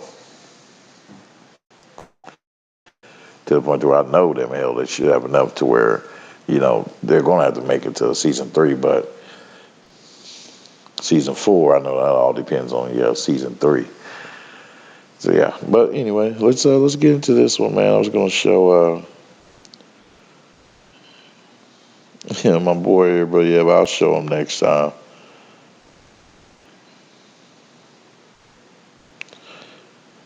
Well, hold on. Yeah, I'll show him now. All right, here we go. My honest opinion about certain waifus, part 4. And of course, this one is about Adam Eve from the show. Now, her real name is Samantha E. Wilkins, but no one calls her that. Oh no, on the internet nowadays, she's known as either a great feminine icon or one of the many people in the series who actually easily killed the Viltrumite. And of course, when people say that online, they're referring to Eve's abortion. Now some hate this and some love it. And this isn't a political channel, but I will give my opinion about the matter, since Knight's not here. Hey stupid, behind you. Hey, this is my video, get out of here! Oh my god, okay, Grouch. Yeah, that's right, scram. Now, do I really care about Eve killing her baby? Well, naturally about this issue, if I saw that it wasn't mine, I wouldn't care. However, because I am a cat, and because this is a story, and because of certain contexts in the story, I'm afraid my opinion on this one is complicated. Here's the thing. You know how some women say in real life, my body, my choice, I can do what I want, you know, blah, blah, blah. Yeah, you. What about me, Karen? What about me? Every time I try to get a little freaky in the hood and bag me a fine cat lady, somebody tries to cut my balls off. Why? Because you're a cat and they're just trying to neuter you so you don't spread your seed everywhere? Exactly. Hypocrisy at its finest. When it's you say your body, your choice. But what about me? What about my balls, Karen? You're a cat, you don't have any rights. What did you say, nigga? Cats get neutered all the time, voice, and one of the main reasons is to prevent unwanted pregnancies. Oh, hell no! So Eve has the right to kill her baby, but I don't have the right to keep my balls because I'm too much of a freak. Is that it? Huh? It's not exactly that's what I heard. Listen here, Karen. Stay away from my balls. My balls, my choice. And matter of fact, what about Mark's choice? What about Viltrum's choice? What you talking about, voice? Well, let's just focus on how stupid this abortion decision was in the context of the story. Because think about this, and hear me out. At this point in the story, Viltrum's gone, there's only like 37 Viltrumites, and Viltrumites are so scarce right now that they're actively trying to repopulate their numbers with strong Viltrumite babies. And she very possibly just killed the most powerfulest Viltrumite baby that could ever exist. Because think about it, the Viltrumite baby would have had her DNA plus Mark's, meaning they could have possibly had her powers plus the Viltrumite's powers. Now, this isn't 100% a certainty because their future child, Terra, doesn't acquire any of Eve's powers, but does acquire all the standard Viltrumite powers. And this could be because Viltrumite genes are dominant. But either way, this is a fictional story, so it could have been a thing, and now we'll never know. All because she didn't want to be a single mom because Mark was at war. Here's a common sense thought though, and many people may take this personally. I don't really care, because when you try to cut off my balls, you get the claws. Just like when you try to milk a cow, you get the others. If you don't want to be a single mom or a single dad, all you gotta do is keep your legs closed. But no, apparently that's too hard for Eve and Mark and most people in the real world. And then when you're pregnant, you're like, oh my god, I didn't know this would happen. Really? You didn't know you could get pregnant from having sex? Or were you just being irresponsible? If you read the comics and watched the show, even Mark was doing it all the time. And that's crazy to me because you're ready to have sex, but you're not ready to have a baby? And if you read the comments and you watch the show, you know that Eve basically had an abortion because she felt she couldn't handle being a single mother in a dangerous world without Mark's support. Now, Mark's support is important, but what about mom? What about dad? What about Cecil? Now, her parents may suck, but they would have helped her. And Cecil has connections. And if Cecil can use a teleporter that every time he teleports costs like $5 million per use, then he should be able to give Eve some help, one way or another. And honestly, I figured this out by reading that in the comics, Cecil actually did help Eve with her pregnancy with Terra. In fact, he recommended the help of an independent contractor named Sherry. And Sherry is supposed to be a specialized contractor for high security, superhuman safe environments. And in the story, she basically helped monitor Adam Eve's pregnancy. And she gave a place for Eve to stay while she was pregnant. So this means if Eve just went to Cecil to begin with, she wouldn't have had to kill her baby. It's almost like she wasn't thinking. And to be honest, I think this whole abortion topic in the comics and in the show was just put in there to be controversial. The writers knew some people would like it and some people wouldn't like it. But either way, she did it. Now, do I hate her for this? No, not really. It's fiction, I'm a cat, I don't really care. Just stay away from my balls.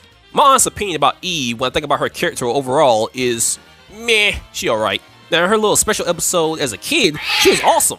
I loved every bit of that. She showed not only that she was smart in the episode, but also that she could fight. And that, honestly, she's overpowered. But they ruined her in the show. They ruined her in the main Invincible show. Tell me something, viewer. How does she go from this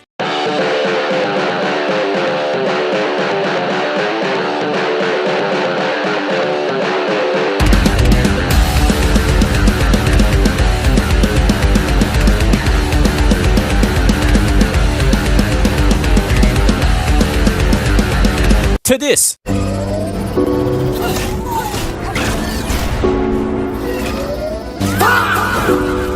Kid Eve would be ashamed. All she ever seems to do in the Invincible show is shoot pink blast at people that barely work. And I know what you're thinking, viewer. Oh, she held off Conquest for a little bit in the show. First off, I wouldn't call that holding off. I would call that being a distraction, which more or less could be the same thing. But don't forget, Conquest could have speed blitzed her at any time, and there was really nothing she could have done to Conquest to really end him. But I will admit, that big blast she did do damage to Conquest. Now, if she could have done that 100 more times with no effort, I would have been impressed. Unfortunately, though, that didn't happen. It took one good hit for Conquest to kill her, and the only reason she's alive is because of her regeneration and her resurrection powers.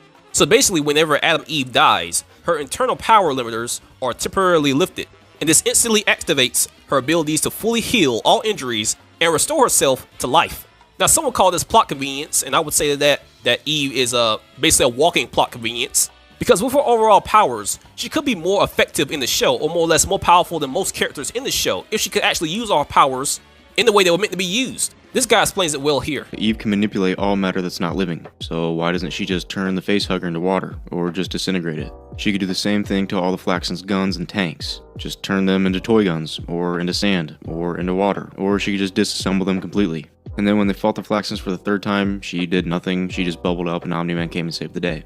She could have ended this fight in like 10 seconds if she took 2 seconds to think. She kind of has like a lesser version of the Reality Stone, mixed with like Green Lantern's ring. She can really just do whatever she wants, but she usually sticks to just pink shields and blasts. Alright, next is her fight with Doc Seismic. As soon as they pull up to fight, Eve says, and I quote, "We need to take out his gloves." Mark even makes fun of him. You're wearing earthquake bracelets! So they know the bracelets are the source of his power. The bracelets are not living matter. Turn them into sand, or air, or water, or just completely disintegrate them. Or turn them into literally anything. She's turned pine cones into f***ing drinks. Actually, she's been shown that she can kind of use her powers as telekinesis, so just take the bracelets off of him.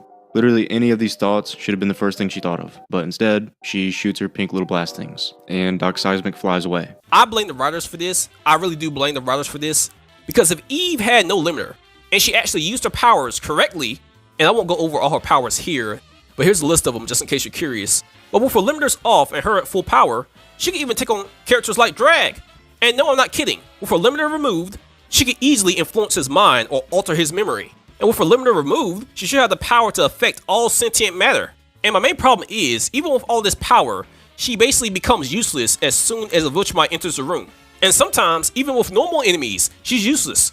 I didn't see her take out one Invincible variant, but Rex did, and Powerplex did. The only Viltrumite she killed successfully was her own baby. And honestly, that's just lame.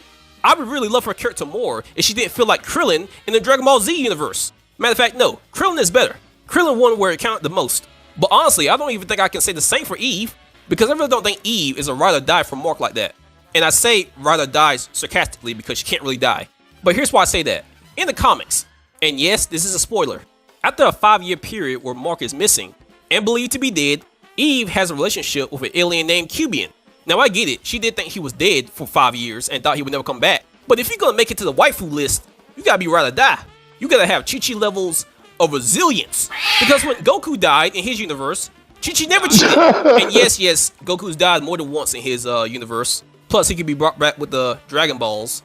But my point is, Chi-Chi didn't cheat, even though she could have. She could have had Piccolo in them sheets, but no. And she wasn't scared to be a single mother. Now, y'all can say what y'all want in the comments, but Chi-Chi is what I call a woman who really doesn't need no man.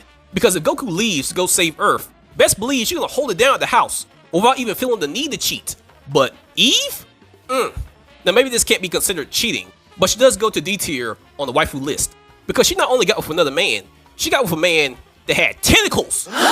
Here's what we know about this strange alien species. Most of what we know about this race comes from us from Telia and Alan's repeated scenes in the comics, since of course Telia is a bit different than her role in the show, where we find her actually having some power and importance. In the comics, she's basically always asking Alan to sleep around whenever we see her, but it takes over 100 chapters to actually see what's going on when these two get to howling at night. Eventually, we learn that when Telia's alien race mates, they actually sit back to back with their partner, holding their heads together against each other as Telia extends her tentacles all over Alan's body, seemingly reading his thoughts and having some sort of, let's say, mental scuffle, for lack of better words. Eve tasted the blueberry, and she liked it. Now, to be honest, I think the one thing that makes me mad about this situation is that Mark isn't more upset.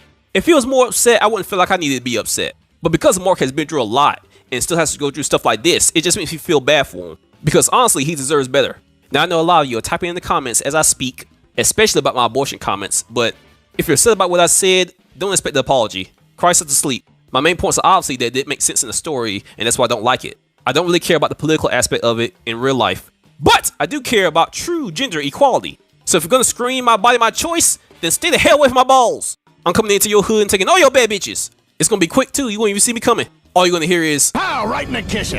Oh, and before I forget, I said a lot of bad stuff about Eve, but she's not the worst character in the show. Or at the very least, she's not the worst female character in the show. Amber's another one I hate for obvious reasons. Then you got Duplicate, she ain't shit. Monster Girl is just a lolly. Eve's mom's a fat bitch and she sucks. Anissa though is bad, but you know, also. Now Shrinking Ray, Debbie, and Oliver's mom, smash! Now, there are probably others that I'm missing, but I don't give a f. So have a good day, and stay away from my balls! Bye!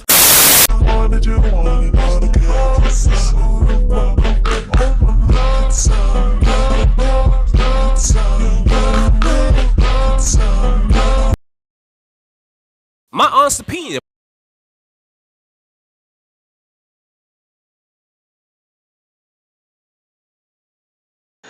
My boy is hilarious with that one. Oh shit.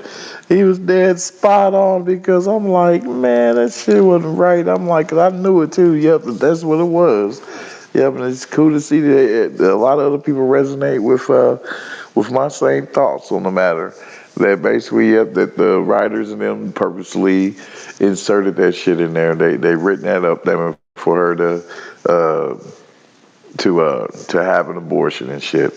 You know, even though it's in the comics or whatever, still, but you know, there's great strong points that on his night and this guy that he played, you know, in his video, have said about in regards to the characters in Invincible, you know, especially with Eve, how he basically stated saying like, you know, with how they written for her, how she should be using her powers, you know, as she's all grown up now and shit.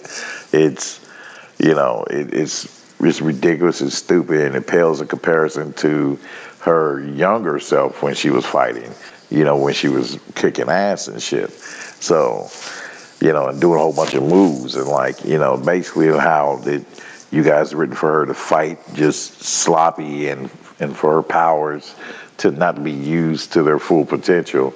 And, you know, when it comes to the political shit of it, yeah, I'm like, you know, that's real talk. You know, that was some bullshit. You know, hey, that she should have, you know, taken the baby to, you know, trust that okay that she was gonna have help to take care of the baby by Cecil and him and whatever if something did happen to Mark. So that way, as a show where Mark, hey, he returned because the name of the show, his name, you know, after him. So yeah, I mean, you know, he's gonna return. So boom, he returned. Boom, he, you know, has a kid. So therefore, boom, it would have been set to where he has like more than just 2 kids.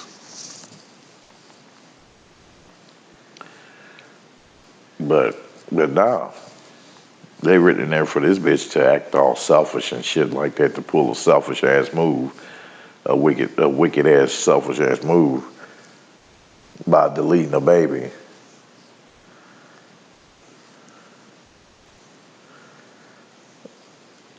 A baby that basically belonged to him. Threw that in there for the, you know, to show this whole to highlight the whole my body, my choice thing and shit, you know, where, yeah, y'all had to insert that real life political bullshit in there as well, huh? So, F y'all for that one. It was totally unnecessary and it was stupid, and I declare that shitty writing. Shitty writing for excuse to say, hey, you know, she's pregnant, but we decided to go ahead and just, you know, just scrap it because we was gonna come out with a whole nother character or whatever for, you know, for the Invincible universe, but, you know, by way of it being, you know, seed from Mark. But nah, we can go ahead and scrap it. So yeah, let's go ahead and write it down. Right as that she got an abortion. So, I'm like, oh man. we see through your bullshit, and we say fuck you when it comes to that. Yeah, so excuse the cussing. But anyway, thank you guys for coming through. Already past the time where I would like to end it, but we're here. Bless the Cash App, if you're willing. Bless the Armor Force, which should be in the chat and description. And hit the link to follow the Rumble, which should be there too as well. And like and share and subscribe. And more is coming. So best believe that. So, and within our next anime night we're gonna have some episodes from One Piece. That's gonna be there. So that's gonna be on the list. For anime night, I'm planning on showing between 2 to 3 different animes.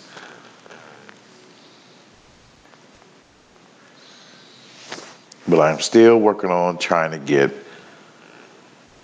an embedded subtitle movie version of the live adaptation of Kingdom, of the live movie adaptation of Kingdom. Trying to get that. So stay tuned. Well, thank you guys for coming through. Shigabre Hama, 1 versus a million. I'm not your fan. I'm not your stand, for I am brother. Peace.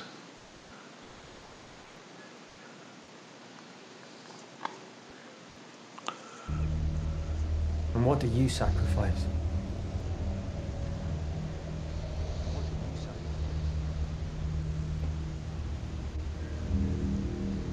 Calm. Kindness, kinship. Love. I've given up all chance at inner peace. I made my mind a sunless space. I share my dreams with ghosts. I wake up every day to an equation I wrote 15 years ago from which there's only one conclusion.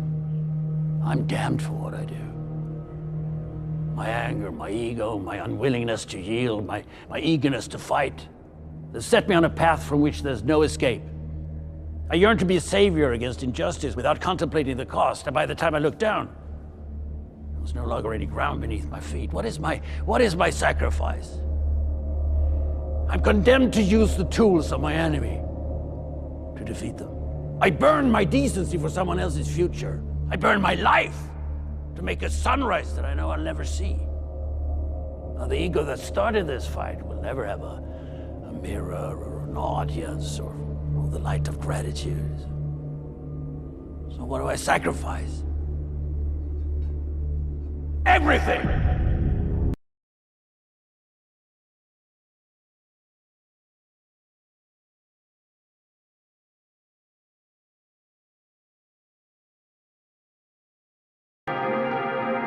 They keep trying.